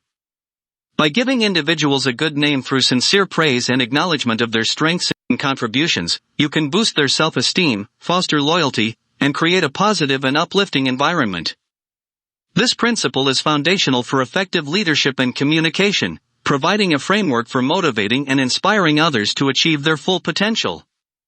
This detailed summary captures the essence of the chapter, reflecting Dale Carnegie's timeless advice on the importance of praise and recognition in building positive relationships and fostering a supportive and collaborative environment. Through understanding and applying these principles, you can enhance your ability to motivate and inspire others in all areas of life. Chapter 29. Make the fault seem easy to correct. Main idea. The central theme of this chapter is the art of offering constructive criticism in a way that encourages positive change and growth. Carnegie emphasizes that making faults seem easy to correct by framing feedback as an opportunity for improvement rather than a personal flaw helps individuals overcome defensiveness and embrace change. By providing specific, actionable suggestions and demonstrating confidence in their ability to improve, you can inspire motivation and foster a culture of continuous learning and development. Key points and detailed analysis. 1. Approaching criticism with empathy. Carnegie begins by highlighting the importance of approaching criticism with empathy and understanding. Recognizing that everyone makes mistakes and has areas for improvement helps to create a supportive and non-judgmental atmosphere. He suggests that criticism should be framed as an opportunity for growth rather than a personal attack, making faults seem easy to correct. 2. Framing feedback as an opportunity for improvement. The chapter discusses the significance of framing feedback as an opportunity for improvement rather than a personal flaw. Presenting criticism in a constructive and non-threatening manner helps individuals overcome defensiveness and embrace change. Carnegie advises focusing on specific behaviors or actions rather than personal attributes, making it easier for individuals to identify areas for improvement and take corrective action. 3. Providing specific, actionable suggestions. Carnegie emphasizes the importance of providing specific, actionable suggestions when offering criticism. Concrete suggestions for improvement help individuals understand what steps they can take to address the issue and make progress. He advises offering guidance and support, demonstrating confidence in their ability to improve, and providing resources or assistance as needed. 4. Demonstrating confidence in their ability to improve. The chapter highlights the role of demonstrating confidence in individuals' ability to improve and motivating them to change. Expressing belief in their potential and offering encouragement and support instills confidence and motivation. Carnegie advises avoiding negative language or criticism that undermines individuals' self-confidence and instead focusing on strengths and areas for improvement. 5. Fostering a culture of continuous learning and development. Carnegie discusses the importance of fostering a culture of continuous learning and development in organizations. Encouraging individuals to embrace feedback and seek opportunities for growth helps to drive improvement and innovation. He advises creating a supportive environment where individuals feel comfortable taking risks and making mistakes, knowing that they will receive constructive feedback and support. 6. Practical applications. The chapter provides practical tips for applying these principles in various situations, such as performance evaluations, team meetings, and personal interactions. For example, in performance evaluations, focus on specific behaviors or actions that can be improved and offer concrete suggestions for development. In team meetings, create opportunities for open dialogue and feedback, encouraging team members to share their perspectives and ideas for improvement. 7. The long-term benefits. Carnegie highlights the long-term benefits of making faults seem easy to correct. By offering constructive criticism in a supportive and non-threatening manner, you can inspire motivation, foster a culture of continuous learning and development, and drive positive change. This principle is foundational for effective leadership and communication, providing a framework for offering feedback that inspires growth and improvement. Conclusion. The chapter Make the Fault Seem Easy to Correct underscores the importance of offering constructive criticism in a way that encourages positive change and growth. By framing feedback as an opportunity for improvement rather than a personal flaw, providing specific, actionable suggestions, and demonstrating confidence in individuals' ability to improve, you can inspire motivation, foster a culture of continuous learning and development, and drive positive change. This detailed summary captures the essence of the chapter, reflecting Dale Carnegie's timeless advice on the importance of offering feedback that inspires growth and improvement. Through understanding and applying these principles, you can enhance your ability to offer constructive criticism and foster a culture of continuous learning and development in all areas of life. Chapter 30. Making people glad to do what you want. Main idea. The central theme of this chapter is the art of persuasion and influence, where you can motivate others to willingly align with your desires by appealing to their interests, needs, and desires. Carnegie emphasizes that understanding others' motivations, building rapport, and demonstrating empathy are key to inspiring enthusiasm and cooperation. By framing requests as opportunities for mutual benefit and focusing on the positive outcomes, you can create a win-win situation where both parties are glad to cooperate. Key points and detailed analysis. 1. Understanding others' motivations. Carnegie begins by highlighting the importance of understanding others' motivations in influencing their behavior. Recognizing their needs, interests, and desires helps you tailor your requests and appeals to resonate with them on a personal level. He suggests that empathy and emotional intelligence are crucial for building rapport and establishing a connection with others. 2. Building rapport and trust. The chapter discusses the significance of building rapport and trust with others to inspire cooperation and enthusiasm. Establishing a positive relationship creates a foundation of goodwill and mutual respect, making it easier to influence others' behavior. Carnegie advises investing time and effort in getting to know others, demonstrating empathy and understanding, and showing genuine interest in their concerns and aspirations. 3. Framing requests as opportunities for mutual benefit. Carnegie emphasizes the importance of framing requests as opportunities for mutual benefit rather than one-sided demands. Highlighting the positive outcomes and benefits for both parties inspires enthusiasm and cooperation. He advises demonstrating how fulfilling your request aligns with the recipient's goals, interests, or values, creating a win-win situation where both parties stand to gain. 4. Appealing to self-interest. The chapter highlights the role of appealing to self-interest in motivating others to cooperate. Recognizing and addressing their needs and desires helps you make a compelling case for why they should align with your desires. Carnegie advises focusing on the benefits and rewards of cooperation, demonstrating how fulfilling your request will contribute to their success or well-being. 5. Using persuasive language and techniques. Carnegie discusses various persuasive language and techniques for inspiring enthusiasm and cooperation. Using positive language, offering compliments and praise, and providing reassurance and support help create a supportive and uplifting atmosphere. He advises avoiding negativity, criticism, or pressure tactics that may breed resentment or resistance. 6. Fostering a sense of ownership and involvement. The chapter emphasizes the importance of fostering a sense of ownership and involvement in others to inspire cooperation. Involving them in the decision-making process and giving them a stake in the outcome creates a sense of investment and commitment. Carnegie advises seeking input and feedback from others, valuing their contributions, and empowering them to take ownership of their actions. 7. Practical applications. The chapter provides practical tips for applying these principles in various situations, such as leadership roles, team settings, and personal interactions. For example, in leadership roles, inspire enthusiasm and cooperation by framing requests as opportunities for mutual benefit and demonstrating empathy and understanding. In team settings, foster a culture of collaboration and involvement by involving team members in decision-making and giving them ownership over their work. 8. The long-term benefits. Carnegie highlights the long-term benefits of making people glad to do what you want. By appealing to their interests, needs, and desires, and framing requests as opportunities for mutual benefit, you can inspire enthusiasm, foster cooperation, and achieve success together. This principle is foundational for effective leadership and communication, providing a framework for building rapport, inspiring motivation, and achieving common goals. Conclusion. The chapter Making People Glad to Do What You Want underscores the importance of understanding others' motivations, building rapport, and appealing to self-interest in influencing their behavior.